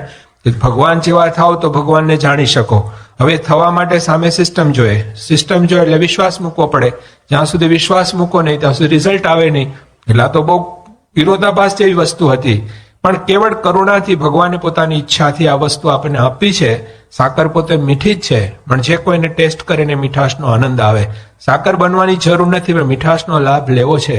અને આ દુનિયાવી મીઠાશો થોડી વાર ટકે છે, આ કાયમની છે ભગવાનનો. એટલા માટે આ ભગવાનનો આશરો કરવો, ભગવાનને માર્ગે ચાલવું, ભગવાનમાં મન જોડવું, ભગવાનમાં પ્રીતિ કરવી એ આવશ્યક વસ્તુ બની ગઈ. આ મેળવવાની વસ્તુ છે, મૂકવાનું આવતું જ નથી, મેળવવાનું છે. આપણે જે દોડીએ છીએ તો આપણી દોડ પણ ઓછી નથી કરવાની, ઉલટાની કદાચ વધારો તો વાંધો નથી, પણ દિશા બદલવાની છે. જેસી પ્રીતિ હરામ સે એસી હરિસે હોય. તો હરિ ઓળખાવા જોઈએ. અને એ વખતે જે વખતે જે અવતારો પ્રગટ હતા તે સમયે જેટલા લોકોએ ઓળખ્યા એને જેવો લાભ થયો છે એવો બીજાને લાભ પ્રાપ્ત થયો નથી. તો એ લોકો ભક્તો લેખાયા, ભક્ત બન્યા. તો ભક્ત પણ આવશ્યક છે, ભગવાન અથવા ભગવાનના ભક્ત. અને ભક્ત એટલે ગુણાતીત. હમણાં જ સ્વામીએ વાત કરી કે વરરાજો જોઈએ જાનની અંદર. વરરાજો હોય પણ કન્યા ના હોય તો શું કરો? જોઈએ કે ના જોઈએ? એ બી ફેક્ટર એટલો ઇમ્પોર્ટન્ટ બની ગયો કે નવડો તો છે પણ 0 ઇમ્પોર્ટન્ટ છે. નવડાની બાજુમાં 0 એટલે 9 થાય સીધો. તો તાકાત કેટલી બધી વધી ગઈ. તો ભગવાન અથવા ભગવાનના સંત આ બેનો મજિયારો વેચવો બહુ કઠણ છે, બહુ ડેલિકેટ છે, છતાં હકીકત છે. કારણ કે એકડાને લઈને મીંડું છે, મીંડાની કિંમત એકડાને લઈને 9 ગણી થાય છે. એ બી હકીકત છે. પણ કોને લઈને? તો એકડાને લઈને. જેમ રામ લક્ષ્મણ જાનકી જય બોલો હનુમાન કી. હનુમાનની કેમ જય બોલવાની? તો આ બધાને લઈને ફરે છે. એના માટે આજે રામના મંદિરો મળશે પણ નામ નહીં, હનુમાન ના મળશે. ભક્તો એવું કલ્પના કરે કે હનુમાનની અંદર રામ ને સીતા ને લક્ષ્મણ બેઠા છે અને દર્શન કરીએ છીએ. એવા ભાવથી દર્શન થાય. તો એનો મતલબ ભક્ત છે ભગવાન નથી જતા, પણ ભગવાન એનાથી જરાય દૂર નથી. એ ભગવાનનું જ કામ થાય છે. મહારાજે વચનામૃતમાં લખ્યું, કહ્યું કે ભગવાન પ્રગટ ના હોય તો શું કરવું? તો કે ભગવાન પ્રગટ ના હોય તો ભગવાન તો પ્રગટ હોય છે સંત દ્વારા, અને 3જા નંબરે મૂર્તિ દ્વારા, કે પૃથ્વી ઉપર જ હોય. હજી ઘણી જગ્યાએ સ્વામી ના પહોંચ્યા હોય, ઘણા ગામો એવા હશે કે જ્યાં નથી ગયા. કદાચ એવા દેશો પણ છે કે જ્યાં સ્વામીના પગલા, ભગવાન સ્વામિનારાયણના પગલા પડ્યા નથી, પણ ભક્તો પહોંચી ગયા છે. આજે મૂર્તિઓ દ્વારા પણ એ ત્યાં આગળ પહોંચે છે. સ્વામી હમણાં પેલા ચાઇના રશિયા જતા, સ્વામી હાર આપ્યો કે હાર તમે લઈ જાઓ, ત્યાં લઈ જાઓ. હવે કોઈને ખબર નથી, પણ જેને ખ્યાલ છે ને ખબર પડે કે આ ધીરે ધીરે એના મંડાણ થાય છે કે આ પૃથ્વી ઉપર ભગવાનને સંત આવ્યા. બ્રહ્માએ ખૂબ પ્રાર્થના કરી, મહારાજ પોતે આયા. બ્રહ્માએ કહ્યું કે તમારે ત્યાં આયા તો કે આયા, તમે વચ્ચે રહી ગયા. તો હવે શું થાય? પૃથ્વી ઉપર ભગવાન આયા. તો ભગવાને આવીને અહીંયા જે આવું જબરજસ્ત કાર્ય કર્યું, પાછા પૃથ્વી પર પ્રગટ રહ્યા. ગુણાતીતાનંદ સ્વામી દ્વારા, ભગતજી મહારાજ, શાસ્ત્રી મહારાજ, જોગી મહારાજ જે પ્રમુખ સ્વામી દ્વારા ભગવાન પ્રગટ છે. હવે પ્રમુખ સ્વામી દ્વારા ભગવાન પ્રગટ છે એનો આપણે ત્યારે બધા લાભ લઈએ છીએ, એમના યોગમાં આપણે આવ્યા છીએ એટલે આપણને આ વસ્તુની પ્રતીતિ થાય. પણ હવે એને ઓળખવા, એની દ્રઢતા કરવી હકીકતમાં કે આજે મને આ સ્વામી મળ્યા એટલે સાક્ષાત ભગવાન મળ્યા જેટલો મને લાભ થયો છે. જેમ પ્રમુખ સ્વામીને કહેતા કે શાસ્ત્રી મહારાજને તમે શું માનો, તો કે સાક્ષાત ભગવાનનું સ્વરૂપ. તો એ ભગવાનનું સ્વરૂપ છે, ભગવાનની મૂર્તિ છે. આદમ કો ખુદા મત કહો, આદમ ખુદા નહીં, લેકિન ખુદા કે નૂર સે આદમ જુદા નહીં. આજે મુક્તાનંદ સ્વામીને પણ મહારાજને લઈને ભગવાન કહી શકાય અને અક્ષરને પણ ભગવાનને મૂકીને ભગવાન ના કહી શકાય. અક્ષર ભગવાન છે, અનંત ભગવાનના ભગવાન છે, પુરુષોત્તમ નારાયણના કેવળ દાસ છે. તો એમના દાસ છે, આપણે અક્ષરરૂપ થાય તો આપણે પણ પુરુષોત્તમ નારાયણના દાસ બનીએ. તો એ રીતે આત્મારૂપ થઈને આપણે ભગવાનની ભક્તિ કરવી છે તો ભગવાન હંમેશા પૃથ્વી પર પ્રગટ જોઈએ. તો મહારાજ કે જ્યાં હોય ત્યાં પ્રગટ છે. આપણને ભગવાન કહે છે ભગવાન તો સ્થિર છે, તો પછી આવન જાવન કેવી રીતે સમજવું? એક ભાઈ મને કે આ રસ્તો ક્યાં જાય? મેં કહ્યું રસ્તો ક્યાંય ના જાય, તમારે ક્યાં જવું છે? એક ભાઈ મને કે મારી મોટર બહુ ચાલે, સારી ચાલે એવું કહો. મેં કોઈ ચાલીને ત્યાં જશે તો એ કે એમ નહીં, ચાલવી જોઈએ. ચાલે કેવી રીતે? ત્યાં ત્યાં ઊભી છે પણ છતાં ચાલે છે. એમ આપણે ભગવાન સ્થિર છે પણ આપણને જણાય છે એવું. મહારાજ કે દુનિયાવી વસ્તુઓ સ્થિર જેવી લાગશે પણ એ અસ્થિર છે, કારણ કે એના પર કાળની ઇફેક્ટ છે. આ સાકરનું નારિયેલ છે, આ દિવ્ય છે, આ નટની લીલા છે. જેમ નટવર હોય એને તો કોઈ પહોંચી ના શકે, તો એમની જે આખો તંત્ર છે એ દિવ્ય છે, એમાં ત્યાગ ભાગ કોઈ નથી. એમાં આપણે જેમ શરીર, આત્મા ને પરમાત્મા, એમને વિશે આત્મા અને પરમાત્મા બે જ છે. અને પછી આપણા માટે તો આપણે જયારે આત્મારૂપ થાય તો આપણા માટે પરમાત્મા જ રહે છે, પછી કઈ બાકી રહેતું નથી. જેમ જેમ આપણે અત્યારે આપણે બેઠા છીએ, કે આપણે ક્યાં બેઠા છો? તો ભાઈ અત્યારે આપણે અહીંયા આગળ કયું ગામ? એટલાન્ટામાં છીએ. એટલાન્ટામાં છીએ. આપણે કે ના, આપણે તો અત્યારે સાઉથ ઈસ્ટ કે સાઉથ વેસ્ટ જે કહેતા હોય સાઉથ ઈસ્ટમાં છીએ, આપણે કે અમેરિકામાં છીએ. બરાબર છે. આપણે કે ના, અત્યારે તમે પૃથ્વી ઉપર છીએ. તો પછી પૃથ્વી ઉપર છે તો ઇંગ્લેન્ડ, અમેરિકા, ઇન્ડિયા બધું આવી ગયું કે નહીં? ક્યાં બાકી રહ્યું? પછી કારણ કે પાણીમાં છે, કે આખી પૃથ્વી પાણીમાં છે. આખી પૃથ્વી પાણીમાં તરે છે છાણાની માફક. આપણે સ્ટીમરમાં છીએ. આપણે કે પૃથ્વી પાણી સાથે આકાશમાં ઉડે છે, પાછી 1 લાખ માઇલની ઝડપે આમ ફરે પાછી આમ ફરે. તો આપણે એરોપ્લેનમાં છીએ, કીડી મોકળા બધા ઉડે છે, બોલો, ફૂલ સ્પીડમાં. પટ્ટા બાંધવાનું નહીં, ચક્કર ચડે નહીં. જોવા જેવું છે કે નહીં? ભગવાનનું તંત્ર કેટલું ચકદોડમાં મફત બેસાડે. આ તો તમે અલી ગલીમાં બેહો તો કેટલો ટાઈમ જાય. આ તો બધાને મફત અધર ઉડાડે છે. વિચાર તો કરો, બધા ઉડે પાછા. અને એમાં ઇન્ડિયામાં તો બધા આમ ચાલે, અહીં તો બધા આમ ચાલે, તોય પડતા નહીં. એટલે કેટલું બધું ભગવાનની દયા છે. આટલા ઊંધા ચાલે તો ભગવાન ફેરવે જ બધાને. કોઈ હેઠો પડીને જ જતો, દરિયો ઢોરાઈ નથી જતો. જોવા જેવું છે. અને પાછી આ પૃથ્વી સૂર્યની ચારે બાજુ ફરે. સૂર્ય આ બધાને લઈને ફરે પાછો. એ સૂર્ય પાછો બીજા સૂર્યની ચારે બાજુ કરતા કરતા આઈન્સ્ટાઈન પોતે કહે છે એક સેન્ટર એવું છે કે એ ફરતું નથી, બધાની ચારે બાજુ ફરે છે. તો એ અક્ષર બ્રહ્મ, અક્ષરધામ છે. અને મહારાજ કહે છે કે બધે છે, અધો ઉદ્ભવ પ્રમાણે રહિત ક્યાં નથી. આપણી સમજણ ઉપર આખો આધાર છે. અહીંયા ત્યાં પછી નીકળી ગયું. અત્યારે આપણે આંખ ખુલ્લી છે ને જોઈએ છે. હવે આપણે એમ માનીએ કે આપણી આંખ બંધ છે ને જોઈએ છે. આ બધું અંદર જ છે. જેટલું બહાર છે એટલું અંદર છે. અંદર ને બહારનું પછી પેરાલેક્સ રિમૂવ થઈ ગયું. તો મહારાજ કહે છતી દેહ જ. તમે તમને અક્ષર માનો તો આવન જવાન ક્યાં રહી? પછી તો પુરુષોત્તમ બધાને એક સરખા દર્શન થાય, બધા એક સરખા લાગે. 2 તખ્તા છે ત્યાં આગળ. આપણે અમદાવાદમાં છે અને ગઢડામાં છે. અહીંની સભા બતાવે છે, અક્ષરધામની સભા બતાવે, પેરેલલ એ જ સભા છે. મહારાજ કહે છે કે આ ને આ બે જુદા નથી, આ બધા એના એ જ છે. હવે જો સમજાય તો કેટલું કામ થાય. બાપા એક જણને સમજાવતા હતા, એટલું બધું સમજાવે, પેલો કોઈ રીતે માને નહીં. પછી મેં કહ્યું બાપા મને કે હવેથી ઉપરથી સજાનંદ સ્વામી આવે ને તો આ સમજે એમ નથી. મેં કહું હજી આવવાનું બાકી છે. મને કે એટલું જ સમજવાનું છે. હવે આથી બીજું વધારે શું હોઈ શકે? એ જ સમજાવે છે, પેલો માનતો હોય, બીજો લાવવાનો કાથી? એને આથી વિદ્યાનગરમાં સૌ શરૂઆતમાં અમે લોકો હતા તો પહેલી જ વાર પ્રમુખ સ્વામીના દર્શન કરવા માટે આપણે યજ્ઞપ્રિય સ્વામી, આપણે લાઈક કિરીટભાઈ અક્ષય મુનિને કે સ્વામી ચાલો કે પ્રમુખ સ્વામીના યોગી બાપાના દર્શને. અમે વિચાર કર્યો કે હવે 5 વાગ્યા છે તો જમીને જઈએ. છાત્રાલયના સમય સાંજે જમવાનું હોય અને સવારે 9 વાગે હોય. મને કે ત્યાં બધું થઈ રહેશે.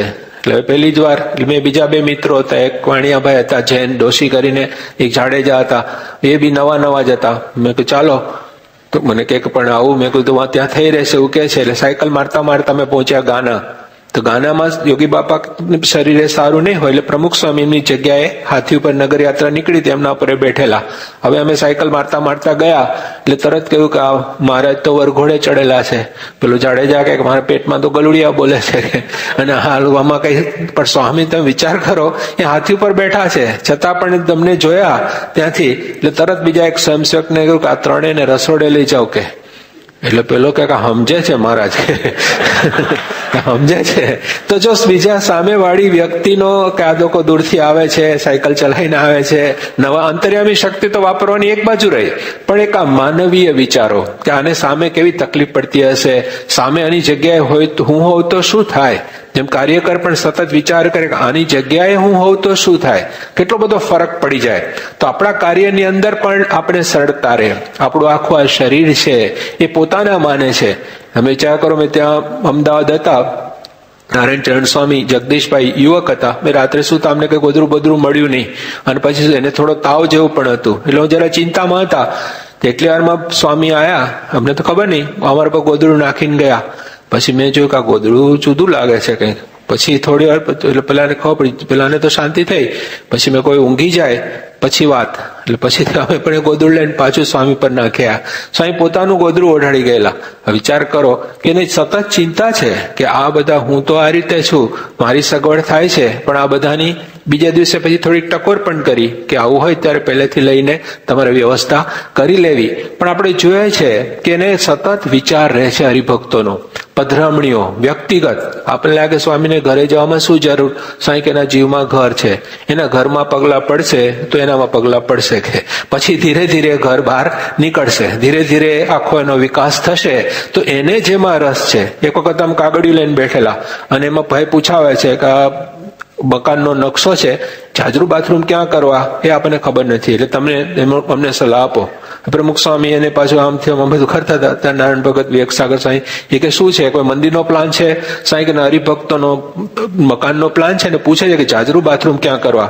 વિવેકસાગર કે હવે એન્જિનિયરનો પ્રશ્ન છે, તમને શું કામ પૂછે. સાંઈ કે આપણને એન્જિનિયર માને છે તો પૂછે ને કે એ એટલું તો માને છે.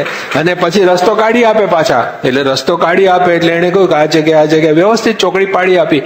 અને પછી એને નહોતું પૂછ્યું એ પણ સ્વામીએ કહ્યું, એમણે જે કાર્ય કરવું છે એટલે બાજુમાં બીજી એક ચોકડી પાડી, અહીં આગળ હરિમંદિર, ભગવાનનું ઘર મંદિર પણ કરજો, કે જે એને નથી પૂછ્યું. પણ સ્વામીને સ્પષ્ટ છે કે મારે આને આ વાત આપવી છે. સ્વામી કે આપણે એનામાં રસ લઈશું તો એ આપણી વાતમાં રસ લેશે. જો એનામાં આપણે રસ લઈશું તો એ આપણી વાતમાં રસ લેશે. એનો ગમે એટલો નાનો પ્રશ્ન છે પણ એને મન મોટો છે. આપણી દ્રષ્ટિએ આપણને લાગે કે આ પ્રશ્ન નાનો છે, પણ એને મન મોટો છે. એનું સોલ્યુશન જે કોઈ કરી આપે એને મોટો માને છે, અને એ મોટપથી પછી ધીરે ધીરે એને આ વાત સુધી એ પોતે પહોંચે છે. તો એને સતત વિચાર રહે છે કે આ બધા જે કોઈ હરિભક્તો છે એ શાસ્ત્રીજી મહારાજના સ્વરૂપો છે, એમની સેવા મને મળી છે, એવા ભાવથી એ પોતે સેવા કરે છે. Think globally, act locally, local લેવલે પણ કેવી રીતે વર્તવું જોઈએ એ બધી વસ્તુઓનો પોતે ખ્યાલ રાખે છે. નાની નાની વસ્તુઓમાં પણ એમની એના જે કંઈ કાર્યકરો હોય, એટલે કે જેના યોગમાં આવ્યા છે એ બધાને પણ તૈયાર કરવા છે, એ પણ આગળ વધે. જેમ 24ના વચનામૃતમાં લખ્યું કે આ સરખા છે તેને વિશે મિત્ર ભાવ, એને મિત્ર ભાવ એટલે એને કહીને આગળ વધી શકાય. મોટા છે એને વિશે ગુરુ ભાવ, નાના છે એને વિશે શિષ્ય ભાવ. શિષ્ય ભાવ એટલે આપણા કરતા નાનો છે એમ નહીં, એ આપણા કરતા પણ આગળ વધી શકશે. આજે હું 10મામાં છું, પેલો 5મામાં છે, તો 5મા વાળો 10મામાં આવે તો હું 10મામાં કદાચ 3જો નંબર મારો આવતો હોય, પણ પેલો જયારે 10મામાં આવે તો એનો પહેલો નંબર આવી શકે. એવા ભાવથી એને મદદરૂપ થાય છે. એ આપણા કરતા નાનો છે એવું નથી, એ આપણા કરતા પણ મોટો થઈ શકે. અને જે બીજાને મોટો માને છે એ જ મોટો છે. સ્વામી આપણે જોઈએ છે કે મને સેવક થવું ગમે. જો લખે છે આ તો એ પણ નાનું ટપકા વાળું, આઈ કરે તો એના માથે ટપકું, આ હું માં ટપકું છે ઉપર. હવે તો પહેલેથી જ પણ એટલો વાંકો ચૂકો છે ને, એને કાઢવો બહુ અઘરો છે. જેમ સ્ક્રૂ ફિટ થાય ને એમાં ફિટ થઈ જાય છે, તો એ તો છે જ નહીં એમનામાં. મહારાજ કહે છે કે આ બધું જ કરે છે છતાં પણ હળવા ફૂલ. આપણે કાર્યનો ભાર લાગતો હોય છે, હા જરૂર છે, પણ પણ એ ભાર પાછો આપણે વહન કરવાનો અને કાયમ એના ભારને લઈને બીજા કાર્ય ન થઈ શકે એવું નથી. એ પાછું હળવા ફૂલ રહેવાનું. એ હળવા ફૂલ પણ રહી શકે છે. એ બેદરકારી નથી, એ પોતે એને ખ્યાલ નથી એ તરફ કે ચાલો એની કઈ ચિંતા નથી, પડી નથી, એવું નથી. એ ગમે એટલા પ્રશ્નો હોય છતાં પણ પાછા શાંતિથી ઊંઘી શકે છે, કહેતા કે યોગ નિંદ્રામાં જઈ શકે છે. એનું કારણ, વર્ષો પહેલા સ્વામી ત્યાં રઢુ હતા, પરદેશથી બધા પત્રો આવેલા, અંગ્રેજીમાં લખેલા હોય, બીજા બધા ગુજરાતીના હતા. સ્વામી મને કે આ તમે વાંચી પછી તમે મને કહેજો કે આ શું લોકો કહેવા માંગે છે. હવે બધાના પ્રશ્નો વાંચ્યા તો દરેકની પાસે કંઈક ને કંઈક પ્રશ્નો તો છે, અને બધા પ્રશ્ન એમણે સ્વામીને પૂછેલ. દરેક દુઃખના જ પ્રશ્નો હતા. કોઈ કે આમ થયું છે, કોઈ કે છોકરાનો પ્રશ્ન છે, કોઈ કે લગ્નના પ્રશ્ન, બધું આવું બધું હતું.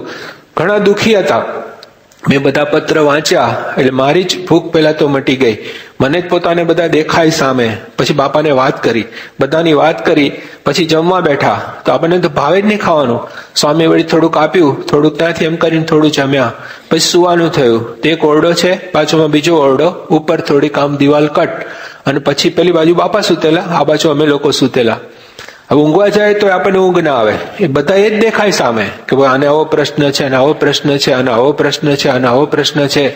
એટલે પછી મેં કહ્યું આપણે સ્વામીને કહ્યું છે તો સ્વામીને બી સ્વામી પડખા તો ફરતા જ હશે, કારણ કે એમને તો એડ્રેસ કરેલું છે, એમણે તો જવાબ આપવાનો છે. હવે આપણે તો વચ્ચેના છીએ, વચ્ચેનાને જો આટલું બધું થઈ જાય તો એમને તો કેવું થતું હશે. હવે આવું ના કરવું જોઈએ, પણ હવે રહેવાયું નહીં. તે પેલી દિવાલથી ઉપરથી જોયું, ત્યાં પેલો ગોદડા રાખવાનો પેલું ટેબલ જોયું, ડામચ્યો કે એના ઉપર, તો ઉપર ચડીને જોયું પેલી બાજુ, સ્વામી તો નસકોરા બોલાવે. મેં બોલા આને કાંઈ નથી તો મારે શું? પછી હું હુઈ ગયો. પછી તો એકદમ મને જોરદાર ઊંઘ આવી ગઈ. પછી 4 વાગ્યા તો આપણે તો 4:15 સ્વામી એ વખતે ટ્રેક્ટરમાં બેસી અને આજુબાજુ બધા પરાઓમાં ઈશ્વર પરા ને આ બધે જાય હરિભક્તોને ત્યાં, અને એટલે તરત બોલાય એટલે ગયો. મને જોયેલો, હજી તો ઊંઘમાં થોડો હતો જ. મને કે બહુ ઊંઘ આવી? મેં કહું તમને જોયા પછી આવી. પછી સ્વામીએ કહ્યું, સ્વામી કે આપણે બધું માથે ન લેવું, કે પછી આ ભગવાન પર નાખતા શીખવું. ભગવાન કરતા હરતા છે તો એમને આ પણ સ્પષ્ટ છે કે આપણે ઘણી વખત પોતે જ આ રીતે માથે લઈ લેતા હોઈએ. હજી અઘરું છે એ ટ્રાન્સફર કરવું ને, એ સામાન્ય વાત નથી, પણ એમની પાસેથી એ મેળવવા જેવી છે. તો કાર્યકર પોતે પાછો હળવો ફૂલ રહે. નહીં તો શું થાય, એક કામ કરતા હોય બીજામાં આવે. સ્વામી પાસે તમે જો એક પ્રવૃત્તિ આવે, કોઈ કેટલા જાત જાતના પ્રશ્ન આવે. એકદમ કોઈનું લગ્નનું આવે, કોઈનું પાછું છૂટાછેડાનું આવે, કોકનું પાછું નોકરીનું આવે, તો કોકનું પાછું સારું આવે. આ બધું એક પછી એક આવતું જતું, ફટ ફટ સ્લાઇડ પડતી જાય. આપણે પેલાનું આમાં જતું રહે, આમાં જતું રહે, અને એમાં પછી ગરબડ થાય. આપણે ફૂલ લોડેડ હોય એટલે પછી કાર્ય કરવામાં આપણને ખબર રહે નહીં, પછી મુશ્કેલી થાય. એટલા માટે કહે છે કે આજે જાણપણું, આજે તૈયારી, આ બધી વસ્તુઓ છે. તો કાર્યકરના જીવનની અંદર આ બધી વસ્તુ હોય છે. કઠોર પરિશ્રમ એ પણ સખત એમના જીવનમાં જોયું. એ પછી જેમ લોકો રાજી થાય તો સભાઓની અંદર ગમે તે પ્રકારની સભાઓના આયોજન થતા. શરૂઆતના દિવસો તો જોયા છે, ટ્રેક્ટરોમાં નગર યાત્રા નીકળે, ધૂળ ઉડતી હોય, આ બાજુ પણ હરિભક્તો રાજી થાય છે ને, એટલે એક પછી એક ગામો વધતા જાય, પાછા વચ્ચે વચ્ચે લોકો આવતા જાય, બધાને રાજી કરવાના, અને એમાં પછી કશું ચાલે નહીં. એટલે એ પ્રમાણે દરેક જગ્યાએ પધરામણીમાં પણ એક સાથે ઘણા બધા કામ કરવાના, અને એ પ્રમાણે કામ ચાલે. બપોરના 2 વાગી જાય, કોઈ 2:30 વાગી જાય, 3 વાગ્યા સુધી પણ એમનો આ પ્રવાહ ચાલતો હોય. ઘણી વખત તો કેવું, તમે સ્વામી આયા હતા પણ હું નતો, તો સ્વામી એ વખતે પોતે ઉપડે. સ્વામી શું કે આપણે એને તમે ગમે એટલું સમજાવવા જાઓ એ નહીં સમજે, તો એ ના સમજે તો આપણે સમજો. સ્વામી ઘણી વાર કે તમે સમજો કે નહીં સમજે. એક વખત સ્વામી એક જણાને એટલું બધું સમજાવે, પેલો માને જ નહીં. મેં કહું સ્વામી આ સમજતો નથી. મને કે તમે સમજો કે નહીં સમજે? મેં કહું તમે સમજો ને કે હું નહીં સમજુ? બહુ હસ્યા અમે. પછી બહુ હસવાનું થયું. પણ સ્વામી કહે કે આપણે સમજતા નથી. તો એનો મતલબ શું થયો? કેટલી એની ઊંચી ભૂમિકા. પણ આ નીચે અહીં સુધી આવીને સ્વામી કે આપણે ઘણી વખત આ વસ્તુ સમજી શકતા નથી, તો એ બધાને સમજી શકે છે. એ કેટલી બધી મોટી વાત કહેવાય. કોને શું જોઈએ, કોને કેમ, દરેકના માપ બતાવ્યા કે આની શક્તિ પ્રમાણે એની પાસેથી ભક્તિ કરાવવાની. એનું માપ આટલું છે. કોઈ કહેતો મારે આટલું, સ્વામી કે નહીં તમે આટલું કરો, આથી વધારે કરવાની જરૂર નથી. અને વળી સ્વામી કહે છે કે આ બધું જ કરવાનું, પણ નિયમ ધર્મની દ્રઢતા સાથે. પાછું એ ભૂલી નહીં જવાનું. આ તમે કાંકરા રમત રમો તો કાંકરા પડેલા છે, આમ રમવા છોકરા નાખે, પછી હલાવ્યા વગર તમે કેટલા લો એ તમારી પછી આવડત. એમ આમાં પણ પણ આ બધું જ કરવાનું, પણ મહારાજના આપેલા નિયમો છે એમાં જરા પર બાંધછોડ ચાલે નહીં, બિલકુલ નહીં. એ બાબતમાં એકદમ પોતે દ્રઢ. એવા કેટલા બધા પ્રસંગો આપણે જોઈએ છે કે જેની અંદર જરાક પણ આમ શંકા પડી હોય તો પણ સ્વામી પોતે એમાં ચલાવી લેતા નથી. તો એ બાબતમાં પણ આટલી પોતે દ્રઢતા. કોકે એમને સલાહ પણ આપી, કારણ કે ઘણા બધા સલાહ આપે, તો સલાહ પણ એ પોતે સાંભળે અને પછી જેમ ઘટે એમ પોતે વાત કરે કે તમે આમાં થોડું ઢીલું મૂકો, આ તમારી ભાઈની મર્યાદામાં, તો સત્સંગ વધે. સ્વામી કે અમારે તો ભગવાનને આગળ રાખીને, નિયમમાં રાખીને સત્સંગ વધવો હોય તો વધે, ઘટવો હોય તો ઘટે, પણ આમાં કોઈ દિવસ અમે બાંધછોડ કરતા નથી. તો એ પણ એમને વિચાર સાથે સવડો વિચાર, દરેક વસ્તુમાંથી સવડું લેવાની ટેવ બહુ જરૂરી છે.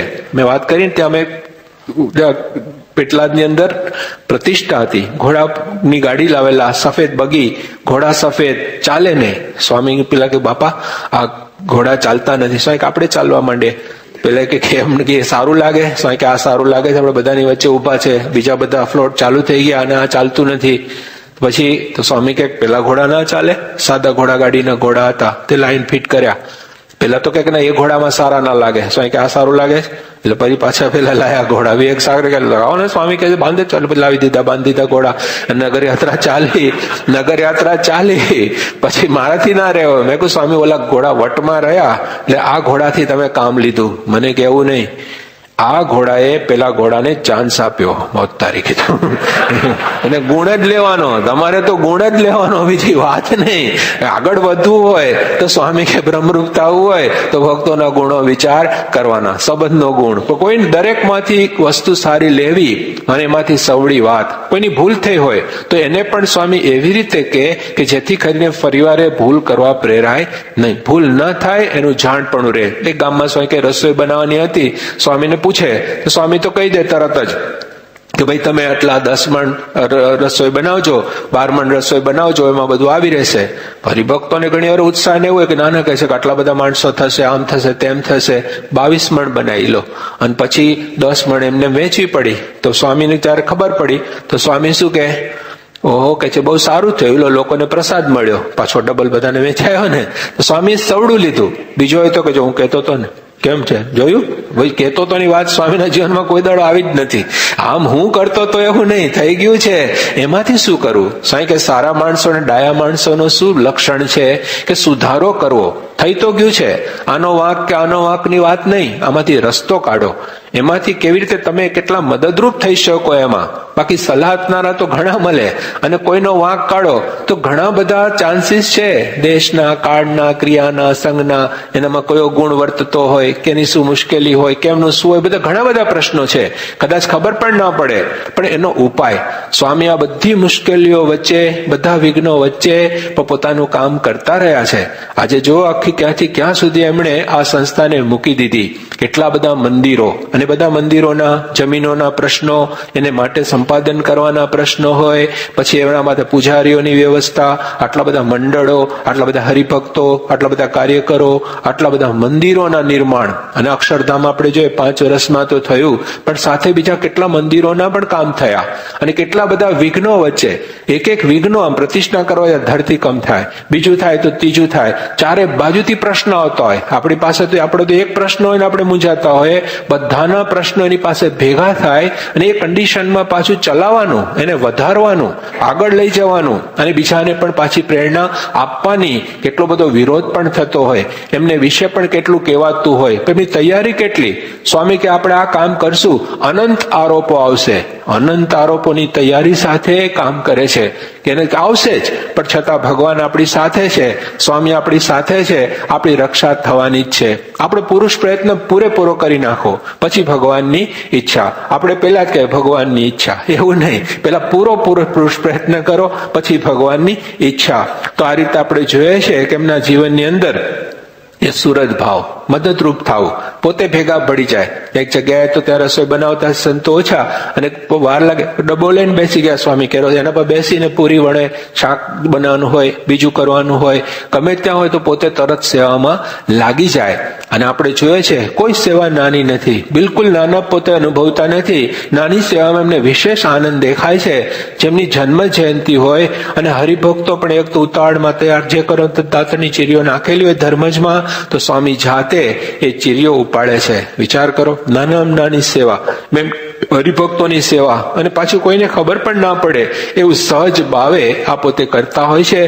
ત્યાં જુઓ, ત્યાં બોચાસણમાં ઉપર મીટિંગ હોલ તો જૂનો જે સભા મંડપ, તો ત્યાં વચ્ચે ચોકડી આવે, બધા ત્યાં બાથરૂમ જાયા કરે. હવે એને સાફ સુફ કરવાની કોઈને બહુ રહે નહીં, બધા લાગે પેલો કરશે, પેલો કરશે. વિચાર તો આવે, પણ એ વિચાર આચરણમાં મૂકો એમાં આપણે રહી જતા હોઈએ. તો વિચાર તો આવે જ છે. પછી એ વખતે તો સ્વામી ત્યાં મને કે તમે અહીંયા ઉભા રહેજો, દાદરા ઉપર જવાનું તમને મીટિંગમાં, અહીંથી કોઈ ઉપર ના આવે. મેં કહું સારું. એટલે મેં તો કોઈને જવા ના દો. સ્વામી ઉપર ગયા, તે મીટિંગ થવાની હતી, તો સ્વામી એ ચોકડી સાફ કરવા માંડ્યા. આ બાજુ જય કૃષ્ણ ભગત આવ્યા. મને કે, મેં કહું બાપાએ ના પાડી છે. એ કે ભલે ના પાડી પણ મને જવા દો. લે ઉપર ગયા સીધા, ને એ જોઈ ગયા ત્યાં. સ્વામી કે તમને કોણે આવવા દીધા કે છે, અને પોતે જાતે સાફ કરતા હતા. ત્યારે આપણે જોઈએ કે ચાન્સ શોધે આવી સેવાના. અને આપણે જોઈએ છે ત્યાં આગળ તો પેલા કેસેટ ટાઈપના ટોયલેટ આવતા આપણે સારંગપુરમાં, તો પોતે જાતે આ બધા હરિભક્તો સમયમાં આવ્યા હોય તો જાતે આ સેવામાં. ધર્મજીવન સ્વામી કે સ્વામી એ કે તમે પણ આવો, આ પાણી તમે રેડો, હું આ કામ કરું. તો જો એને ભેગા પોતે ભેળ મૂકી ન દેતા. આપણે તો જો આવે ચાલો થઈ ગયું, એવું નહીં. તો કાર્યકરની પોતાની કે આ મારું છે એમ સમજીને પોતે કરે છે, તો એના શિષ્યો પણ એની પાછળ ચાલે છે. સ્વામી કે હું એક જણને સત્સંગી 100 જણને વાત કરું, એક જણને સત્સંગ થાય. આપણે 100 જણને વાત કરીએ ત્યારે એક જણને થાય, એટલે આપણને થાય. ત્યાં સુધી આ વાત બને નહીં. એટલે આપણે સતત આ કરતા રહીએ. સ્વામીની સાથે સાથે આપણે જોઈએ છે કે આયોજન બાબતમાં પણ નંબર પડે, આયોજનો સુધી જોઈ શકે. આયોજન એટલે શું કે દૂરની દ્રષ્ટિ, અને છતાં નાનામાં નાની વાતનો પાછળ એટલો જ વિચાર કે આ બધી વસ્તુઓ કેમની થશે, કેવી રીતે થશે, કઈ રીતે, અને પછી એને માટે પણ પોતે સતત આ વિચાર રાખતા હોય છે. અને જેનું આયોજન બરાબર એટલેથી કેવળ નહીં, પણ એ બધાને સાથે રાખીને પૂછીને, એમને જે કાર્ય કરવું જ હોય છે પણ છતાં એ બધાને સાથે રાખે, બધાને પૂછે, બધાનો મત લે. અને કોઈ નાનો માણસનો પણ વિચાર હોય તો નાના માણસનો વિચાર નાનો હોય એવું નથી, વિચાર મોટો પણ હોઈ શકે. તો એને પણ એ પોતે સ્વીકારે, એને પણ પુષ્ટિ આપે, માફી પણ માગે. માફી માગવામાં પણ એમને જરાય સંકોચ શરમ નહીં. અને પેલાને એવું પણ ન લાગે, એમાં સાથે સાથે સુધારો પણ થાય. એ આપણને રીત પણ શીખવાડે. થોડા વર્ષો પહેલા સ્વામી એક જગ્યાએ વડોદરાથી ટ્રેન પકડવાના, કારણ કે પેલા તો બધી આવી વાહનોની સગવડ એટલી બધી નથી. અને એ બધી કન્ડિશનમાં સ્વામી ક્યારેક તો ઊંટ ગાડીમાં હોય, ક્યારે રિક્ષામાં હોય, ક્યારે જીપમાં હોય, અને ગાડામાં હોય. આ બધી રીતે પોતે આ પ્રમાણે એમનું આ બધું ચાલતું. વડોદરાથી ટ્રેન પકડવાની, કરમસદમાં પોતે હતા, એટલે સમયસર નીકળે તો જ પેલી ટ્રેન પકડાય ને પછી આગળનું બધું ચાલે. હવે નીકળતી વખતે જ કોઈ આપણે દિનેશ પટેલ છે ત્યાં દિનશા, એને કહ્યું મારે ત્યાં પધરામણી કરવી. અને એ વખતે તો કોઈ નવો તૈયાર થતો હોય તો સેજે આપણને એમ થાય કે ચાલો આને પુષ્ટિ મળે. એટલે ગોચરણ સ્વામી હતા, એ વખતે યોગપત, એમણે કહ્યું કે આ ભાઈને ત્યાં પધરામણી ગોઠવવાની છે. ધર્મચરણ સ્વામી મને કે તમે સ્વામી જોડે બેસી જાઓ અને પછી આ પધરામણીમાં જાઓ. એટલે અમે પહોંચ્યા ત્યાં જેવા ઉતર્યા સ્વામી, તો ધર્મચરણ સ્વામી જગ્યાએ મને જોયો, કારણ ધર્મચરણ સ્વામી બીજી ગાડીમાં પછીથી આવવાના હતા. એટલે આ બધું ત્યાં જાય ને પ્રમાણે બને. હવે બધી કટોકટી હતી અને સ્વામીને બીજું અમુક કાર્યક્રમ પાછો એના મનમાં હોય. હવે આ કન્ડિશનની અંદર સ્વામી મને જોયો, એટલે સ્વામી પછી બોલવા માંડ્યા. સ્વામી કે ધર્મચરણને ખબર પડતી નથી, આમ નથી. અમે કોઈ જે હાજર નથી અને એને જે કહેવાનું કે છે, એટલે એનો મતલબ આપણો ફોલ્ટ છે કે આપણે આની અંદર કેવું ત્યારે કેવા જેવું હતું કે ભાઈ આપણે નથી જવું અને તમે જઈ આવો, સ્વામીને ગાડી પકડવાની છે. પણ એવું કશું બન્યું નહીં. એટલે સ્વામી એમને લઈને હમણાં વ્યવસ્થા થઈ જાય છે, તમે મને કે ના હું તમને મૂકી જઈશ. તો છેટ સ્વામી છાત્રાલય મૂકવા આવ્યા. તો મૂકવા આવ્યા એટલે ગેટ પાસે, એટલે મેં કહ્યું સ્વામી હવે અમે અહીંથી જતા રહીશું, તમે આગળ જાઓ, ગાડી પકડવાની. સ્વામી કે અહીં સુધી આવ્યા તો ઠાકોરજીના દર્શન કરીએ. એટલે પાછા દર્શન કરવા આવ્યા. સ્વામી તો પાછા દંડવત કરે, બાજુમાં હું પણ દંડવત કરું. દંડવત કરતા કરતા મારાથી પછી રડી પડાયું કે ભાઈ મારે લઈને આવું બધું થયું, સ્વામીનો આ પ્રોગ્રામ ડીલે થયો, આ બધી માથાકૂટ થઈ. સ્વામીએ દંડવત છોડી દીધા. પછી તો મને બાથમાં લઈને એમની રૂમમાં લઈ ગયા ત્યાં અંદર બાજુમાં. મને કહે તમારો વાંક નથી, આમ છે તેમ છે, પણ હવે ટાઈમ બી હતું, શું કરું? એટલે પછી મને મૂકીને તો ગાડીમાં બેસીને ગયા. ચાલુ ગાડીએ પત્ર લખ્યો કે યોગી બાપાના સાધુ દુખાઈ ગયા, આમ તેમને માફ કરજો, બધું કેટલું બધું એમણે લખ્યું. વિવેક સાગર સ્વામી થોડુંક લખ્યું અને પાછો કાગળ આવ્યો. એટલે પાછો વાંચીને રડવા બેઠો. મેં કહું આટલું બધું મારા માટે થયું. પછી મેં કાગળ લખ્યો પાછો સ્વામીને. મેં કહું આનો જવાબ તમે હવે ના આપતા મહેરબાની કરીને, કારણ કે એટલું બધું એમને. ત્યારે આપણે એમ થાય કે કેવી રીતે કોઈક જરાક કોઈ દુખાઈ ના જાય. સ્વામી કે કીડી જેવો જીવ પણ દુખાઈ ના જાય, આવો એનો આટલો બધો એનો વિચાર એમને સતત રહેતો હોય છે. અને છતાં પ્રવૃત્તિ કરવાની છે. તો અહીં કે પ્રવૃત્તિ માર્ગમાં કોકને કેવું પણ પડે, કોકને આ બધું કરવું પડે. પણ જેમ ડોક્ટર પેલો સ્પિરિટ મારે, પછી પાછું ઓછું જો ઇન્જેક્શન મારે, પછી પાછું સ્પિરિટ મારી આપે.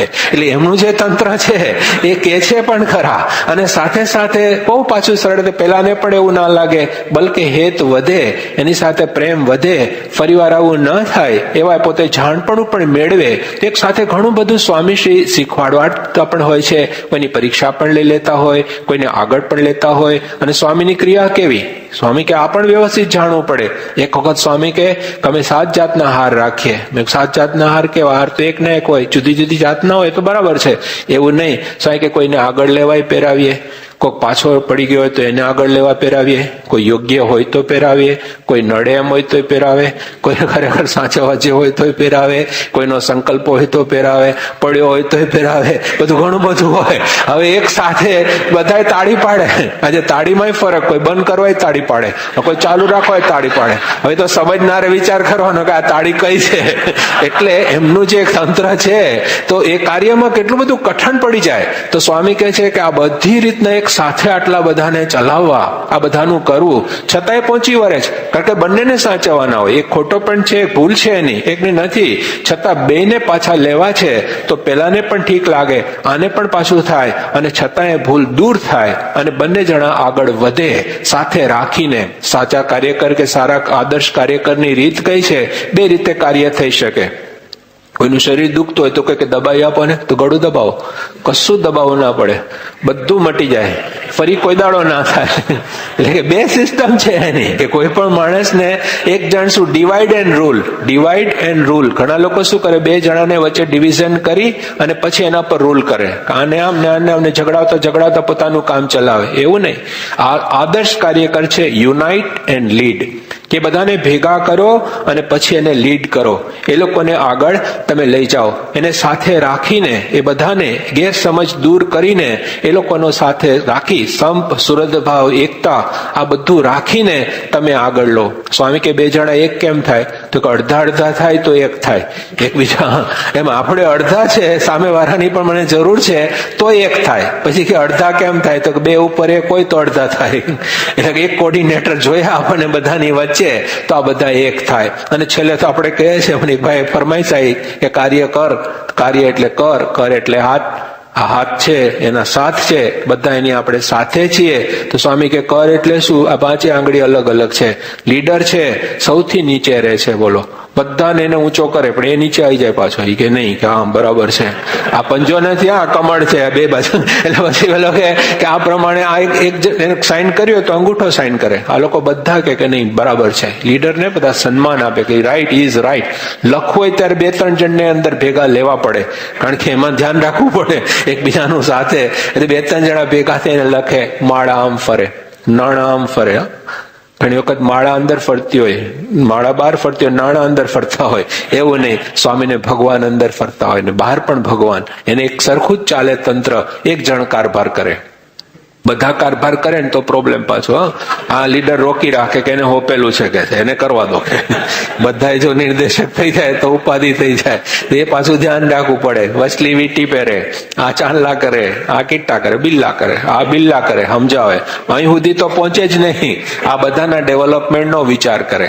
12 વાગે બધા ભેગા થઈ જાય, સટોસટ ઉપડે. પરદેશમાં 2 ભેગા ના થાય, પરદેશમાં 2 ભેગા ના થાય, ચમચીથી ખાય, ક્યાંથી ભેગા થાય? 2 વચ્ચે બી કોર્ડિનેશન નથી. તો સ્વામી આ કોર્ડિનેશન રાખે છે દરેક સાથે. નાનો બાળક હોય એની સાથે પણ, યુવાન હોય, વડીલ હોય, બધાની સાથે. મારામારીમાં પણ એક, આપણે ને આ તો વાત કરું છું, આને કે તું અંદર રે, અમે ફોડી લઈશું કે. બહુ તો ભેજું કાઢે આટલો એનું બ્રેઇન વાપરવાનું પાછું. તો એને ખ્યાલ છે કે દરેકમાં કઈ શક્તિ, કેટલામાં શું, દરેકનો ખ્યાલ કરી અને એને યોગ્ય આના ભાગે ખાવાનું, આના ભાગે કોઈ વાંધો નહીં. તો બધા સાથે, કારણ કે બધા શરીરના એક અંગ છે એમ કાર્ય કરે. હૃદયની જગ્યાએ છે, આખા શરીરમાં એને લોહી પૂરું પાડવાનું છે, બધાને પોતાના માનીને ચાલે છે. તો આદર્શ કાર્યકર આપણી સામે તો પ્રમુખ સ્વામી મહારાજ પોતે જ છે. સ્વયં પોતે કારણ હોવા છતાં પણ આપણા માટે કાર્યરૂપ થયા છે. આપણા માટે એ પોતે આ બધું કાર્ય કરે છે. એમની સામે જો આપણે સતત દ્રષ્ટિ રાખીએ અને એમને પ્રાર્થના કરતા રહીએ અને એમાંનું થોડુંક પણ જો આપણે કરવા માંડીએ તો જરૂર આપણને એમાંથી ઘણો બધો લાભ થાય છે અને આપણે પણ સારી રીતે કાર્ય કરી શકીએ છીએ. આજે આપણે જોઈએ છે કે એનામાં તો અનંત ગુણો છે. જ્યાં હાથ નાખો ત્યાંથી ગુણો નીકળે. અનંત પ્રવૃત્તિ એ પોતે કરે છે. આખા બ્રહ્માંડ, અનંત કોટી બ્રહ્માંડો જેના રૂવાડે અણુની માફક ઉડતા ફરતા હોય, એમની દરેક ક્રિયા છે દિવ્ય છે. નિર્દોષ ભાવ એમાં રાખવાનો છે એટલા માટે કે આપણને દોષ દેખાવાના છે, પણ એ આદર્શ ચરિત અરીસો છે એટલે આપણા દોષ એમાં આપણને દેખાશે. અને એ અરીસો તો કેવો છે કે દોષ પણ આપણા દૂર કરે એ કાર્યરત છે, કારણ કે ચૈતન્ય છે, પરમ ચૈતન્યના દ્વારા કાર્ય કરે છે. તો સતત એમને આપણી સામે રાખીએ, એમની સાથે આપણે રહીએ તો આપણામાં બધું કાર્ય થાય છે. આજ્ઞા સાથે હંમેશા મૂર્તિ જોડે આવે છે. જેમ તમે ગાડી ચલાવતા હોય, શીખતા હોય તો બાજુમાં નિષ્ણાત હંમેશા બેઠો હોય છે. ક્યારેક ક્યાં બ્રેક મારવી, શું કરવું એ તો ખટકો રાખે, પણ તમને પણ તૈયાર કરે છે. અને કાયમ એલ લગાડીને જેમ આપણે ચાલતા હોઈએ એમ આ જાણપણા સાથે, અનુસંધાન સાથે કે આ ઘડી પછી આ શરીર પડી જશે, આટલું કરવાનું છે, આટલું બાકી છે, એ પણ આપણા જીવનની અંદર બરાબર દ્રઢ હોય. ભગવાન આપણને જોવે છે. સ્વામી કે હું દરેકને જોઉં છું, દરેકનો ખ્યાલ કરું છું. બાપા એક વખત કે અમે આરામમાં જઈએ, સામે અમને બધા સામે દેખાય. કેટલી સરસ વાત કહેવાય. અને કોઈ દિવસ પોતે માથે લેતા નથી, બીજા ઉપર જ હંમેશા નાખે. મહારાજે કર્યું, સ્વામીએ કર્યું, આ બધાએ કર્યું. તમને લાખો દંડવત, કરોડો દંડવત કરીએ તો પણ ઓછા છે. બોલવું સહેલું નથી. એ કરેક્ટ છે, ખરેખર એ પ્રમાણે વર્તે છે. આપણે પગે લાગીએ પેલા તો હાથ જોડી દેતા હોય છે. એ સતત આ ભાવથી આ પોતે વર્તે છે. તો જેના ગુરુ નિર્માની, એના ભક્તને સિદ્ધને જોઈએ માન, તો આ માન, આ વગેરે મોટા મોટા જે આપણે કહીએ શત્રુઓ છે એને લઈને ઘણી વખત આપણને એમ થાય કે હું ના હોત તો આવું ના થાત. પણ લોકોય કેનારા મળે કે તમે ના હોત તો આવું ના થાત. ત્યાં સુધી તો વાંધો નથી. પેલો કે હું ના હોત તો આવું ના થાત. સાંઈ કે તું ના હોત તો હજી સારું થાત. એટલે આ હું કાઢવાનો છે. આપણે સ્વામીના છીએ અને બાપાના આપણે આવી રીતે એમણે દયા કરી, એમના સંતાન તરીકે આપણે આ જન્મ પ્રાપ્ત થયો છે. આપણી નસો નસમાં એનું લોહી ફરે છે, એના અનાજ વિચારો, એના પ્રકારનું આચરણ. તો આપણે પણ અંતરથી એવા સાચા ભક્ત બની, સાચા કાર્યકર એમના બની અને BAPS નું, કારણ કે આ વાંચવું બહુ અઘરું છે. આ ગિનીસ ઉપર વાંચો, GUI શું વચાય, ગિનીસ વંચાય, લખાણ જુદું લાગે ને વાંચવું બહુ અઘરું છે ને. આ દેખાય આપણને સરખું, પણ કેટલો બધો ફરક છે. આપણે તો ગિનીસ વાંચો કેવી રીતે, GUIN મેળ પડે. રોંગ લખે તમને કે રાઈટ રોંગ, RONG લખો તો સાચું કહેવાય કે નહીં, રોંગ કર્યું કહેવાય, રોંગ લખ્યું નહીં. એનો મતલબ કે એને બરાબર સમજવું પડે.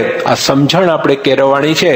અને બધું કરતા કરતા પાછા હળવા ફૂલ, સાંઈ કે આનંદમાં રહીને, અનુસંધાન મહારાજ કહે છે ક્યારેય તમે ઉદાસ થતા નહીં. કાર્ય કરતા કરતા ઉદાસ થઈ જઈએ, સ્વામી ક્યારેય ઉદાસ દેખાતા નથી, ઉદાસ થતા પણ નથી. એને જાણપણું છે કે અમારા સંગે આટલા બધા લોકો આ ભજન ભક્તિ કરે છે તો એ લોકોને પણ પોષણ મળે. તો પોતે આ બધું ગણતારતા નથી.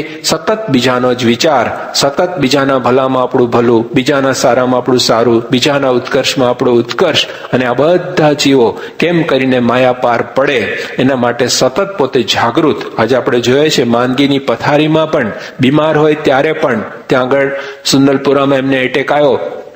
આગલે દિવસે પણ કેટલી બધી પધરામણીઓ કરેલી, રાત્રે મોડે સુધી સભા થયેલી અને પછી સવારના એમને એટેક આવ્યો. પૂજામાં બેસતા હતા ત્યારે જે વખતે પેલા ડોક્ટર આવે, નાડી મળે નહીં. બાજુમાં ડોક્ટર મણિભાઈ હતા, એ કે નાડી મળતી નથી, ગમે તેમ થાય નાડી શોધો. પછી કે નાડી મળી, બહુ સારું. પછી સ્વામી શું કે, હજી તો પેલામાં છે. સ્વામી કે મહંત સ્વામી આવ્યા છે એને માટે મગ, બીજાની જ વિચાર. આપણે સમજીએ એ વખતે કોઈ વિચાર ના આવે એ તો ઠીક, પણ પછી ત્યાંથી લઈને નીકળવાનું થયું વડોદરા. રસ્તા પણ બહુ ખરાબ. બધાએ નક્કી કર્યું કે ગાડીઓ છે ઊભી ના રાખવી કોઈ જગ્યાએ, કોઈ મુશ્કેલી પડે તો જ એ વખતે ઊભી રાખવી અને એ પ્રમાણે ચાલ્યું. ઓચિંતાનું સ્વામી ત્યાં ઓટ ચોકડી આવી, બાપા કે ઊભી રાખો ગાડી. ઇન્દ્રવદનને કે ભાઈ આચાર્યને બોલાવો. એટલે બધા દોડ્યા, અમે બધા જ દોડ્યા ત્યાં આગળ. ભાઈ શું છે એકદમ ઓચિંતાનું? સ્વામી કે ડાયાભાઈ ગજ્જરને ત્યાં આવતીકાલે આપણે શિક્ષાપત્રીની પારાયણ કરવાની હતી, પણ હવે મારાથી તો નહીં જઈ શકાય, તમે ત્યાં જજો. કેટલી જવાબદારીનું ભાન! બીજો હોય તો મને પોતાને એટેક આવેલો, કશું જ સૂજે નહીં. આપણે તો આપણા જ વિચાર આવે, કે કઈ વિચાર જ ના આવે એ વખતે શું થાય, એ જે દુખાવો પડે અને જે પરિસ્થિતિ થાય. મેં તો સ્વામીને કહ્યું, એમનો ફોન આવ્યો તરત. સ્વામી જયારે એટેક આવે ને પછી સ્વામીનો ફોન આવ્યો. મને કે કેમનું? મેં કહ્યું તમે યાર અંતકાળે લેવા આવો છો, દેખાણા જ નહીં. મને કે અંતકાળ હોય તો આવું ને, તમે હજી ઘણું કામ લેવું છે. બહુ સારું, ચાલો. નહીં તો ખર્ચો ના કરે, આ બધું ખોલાની વાત કરે. એ વખતે કશું સૂજે નહીં આપણને. તો એનો મતલબ કદાચ આવ્યા હોય તોય ના દેખાય, એવું બને.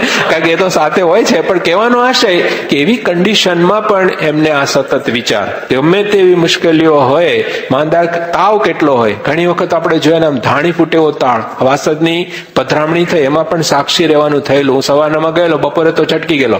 અમે લોકો બધી બપોર પછી નતા ગયા, પણ સ્વામી અખંડ એ બધી પધરામણીઓમાં એક ને ત્યાં જાય અને બધાને રાજી કરવાના, અને કોઈ ઠેકાણું ના હોય, અને બધા એવી રીતે પાછું તો એ બધું લાઈનમાં લયા જ કર્યું એમણે. આવું સખત વિચરણ, ઘોડાગાડી હોય, કોઈ જગ્યાએ હોય, રિક્ષામાં લો ને, ત્યાં સુધી મર્સિડીઝ ગાડી લેવા ઇન્દ્રવદન મોડો પડ્યો લાવવાનું, સ્વામી પધરામણી જવાનું, ત્યાં આટલા દરમાં રિક્ષા આવી, કોઈ હરિભક્તો ઉતર્યા, સ્વામી કે આપણે આમાં બેસી જઈએ. ત્યાં બોલો સ્વામી કે સ્વામી ગાડી આવે જ છે. બાપા કે આવી જ ગઈ છે, ને બેસી ગયા એમાં સીધા લો. તો બોલો રિક્ષા વાળો કે પ્રમુખ સ્વામી. સ્વામી કે આગળ જોઈને ચલાવો, નહીં તો ભટકાશે. હવે આપણને લાગે ધક્કા મારતા હોય. લો ત્યાં ઇલેસ્ટ્રેટેડ વીકલીમાં એમનો બધો લેખ આવેલો, અને ત્યાં દિલ્હીની અંદર વરસાદ વરસે, ગાડી અટકી. યોગી પ્રિયન કે તમે ઠાકોરજીને લઈને ઉભા રહો, અને સ્વામી પણ ત્યાં વરસાદમાં ધક્કા મારે. એક તો પેલું ઇલેસ્ટ્રેટેડ વીકલીમાં સ્વામીનું આવેલું, એ દુકાનવાળો એ વાંચતો પછી પેલા આવીને સંત ઉભા છે, આમ જો એ જ છે, બીજા નથી. આના વિશે આટલું બધું કહેવાય છે, પણ આપ તો જુઓ કેટલા સરળ, એકદમ કોઈ દિવસ કોઈ વિચાર જ નહીં. એને આપણે તો વિચાર કરતા થઈ જઈએ. ત્યારે એ સતત આ પ્રમાણે એમણે કોઈ જગ્યાએ આ બધું જોયું નથી. હાથી ઉપર બેસવાનું હોય તો એને કંટાળો આવે, ગધેડા ઉપર બેસવાનું હોય તો ખુશ થઈ જાય. આણંદની અંદર મહિલા મંદિરની પ્રતિષ્ઠા હતી, અને તે દિવસે સ્વામીની હાથી પર નગર યાત્રા નીકળી. બીજે દિવસે પાછા દાળ ઉઘરાવે, દુકાને ફરે, અને એક જગ્યાએ લોકો તો કેવા હોય, ઘણા તો જોવે નહીં. એક દુકાને અમે ગયા સ્વામી, તો સ્વામી અંદર ગયા, છોકરો નીચું જોઈ ગયો. એ કે બાપુજી આવે ત્યારે આવજો કે છે, જોવે નહીં ઉપર. સ્વામી કે સારું, ક્યારે આવશે? તો 4 વાગે આવશે કે. તો પછી સ્વામી તો ગયા, સાંજે 4 વાગે જાગ્યા. વિવેક સાગરને કે આપણે જવાનું છે. સ્વામી કે ક્યાંક પેલા ભાઈ કહ્યું તું 4 વાગે આવજો. તારીખે એને તો ના જ પાડેલી, ઇનડાયરેક્ટલી બોલવાનું એવું હતું કે આ કહી દીધું એટલે એવોઇડ. પણ નહીં, સ્વામી એ પ્રમાણે ગામડે ઘરે શહેરોમાં, પ્લેનમાં, ટ્રેનમાં, જ્યાં જુઓ ત્યાં, પણ પાછો આ ભગવાનનો વિચાર, અને સતત આ ભક્તોનો વિચાર. રાત્રે ઉઠીને પ્રાર્થના કરે. વિચાર તો કરો, રાત્રે 1:30 વાગે 2 વાગે ઉઠીને પ્રાર્થનાઓ કરે કે અમારા ભક્તોને દુઃખ ના આવે. તો જો સતત આત્મબુદ્ધિ, બીજું તો બધું નહીં, પણ સાહેબ કે મોટામાં મોટું કે એકબીજાના વિષયની આવી જે આત્મબુદ્ધિ છે, ભગવાનનો નિશ્ચય અને એના સંબંધવાળાનો મહિમા, કે આ બધા સંબંધવાળા છે. મેં પ્રતિજ્ઞા કરી છે કે મારા છેલ્લા શ્વાસ સુધી પણ હું આ સત્સંગની સેવા કરીશ, અને એ પ્રમાણે સ્વામી એ પ્રતિજ્ઞા, એ ધ્યેયને જરા પણ ચૂક્યા વગર સતત આ કાર્યમાં લાગ્યા છે. તો આજે આપ બધાના દર્શન થાય છે, આટલા બધા હરિભક્તોના દર્શન થાય છે, આટલો બધો સત્સંગ આપણને જોવા મળે છે, અને દિન પ્રતિદિન આ સત્સંગ વધતો જશે.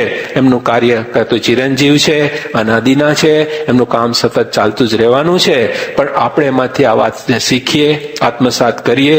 મેં વાતો તો ઘણી બધી કરી, ઘણું બધું જાણ્યું, પણ હવે જીવમાં ઉતરે તો ભગવાનને પ્રાર્થના કરીએ. ના બધા પણ પ્રાર્થના કરજો કે આમાંનો થોડોક છાંટો આપણામાં ઉતરે, જેથી કરીને રાજી કરી શકે. મહારાજ સ્વામીને પ્રાર્થના.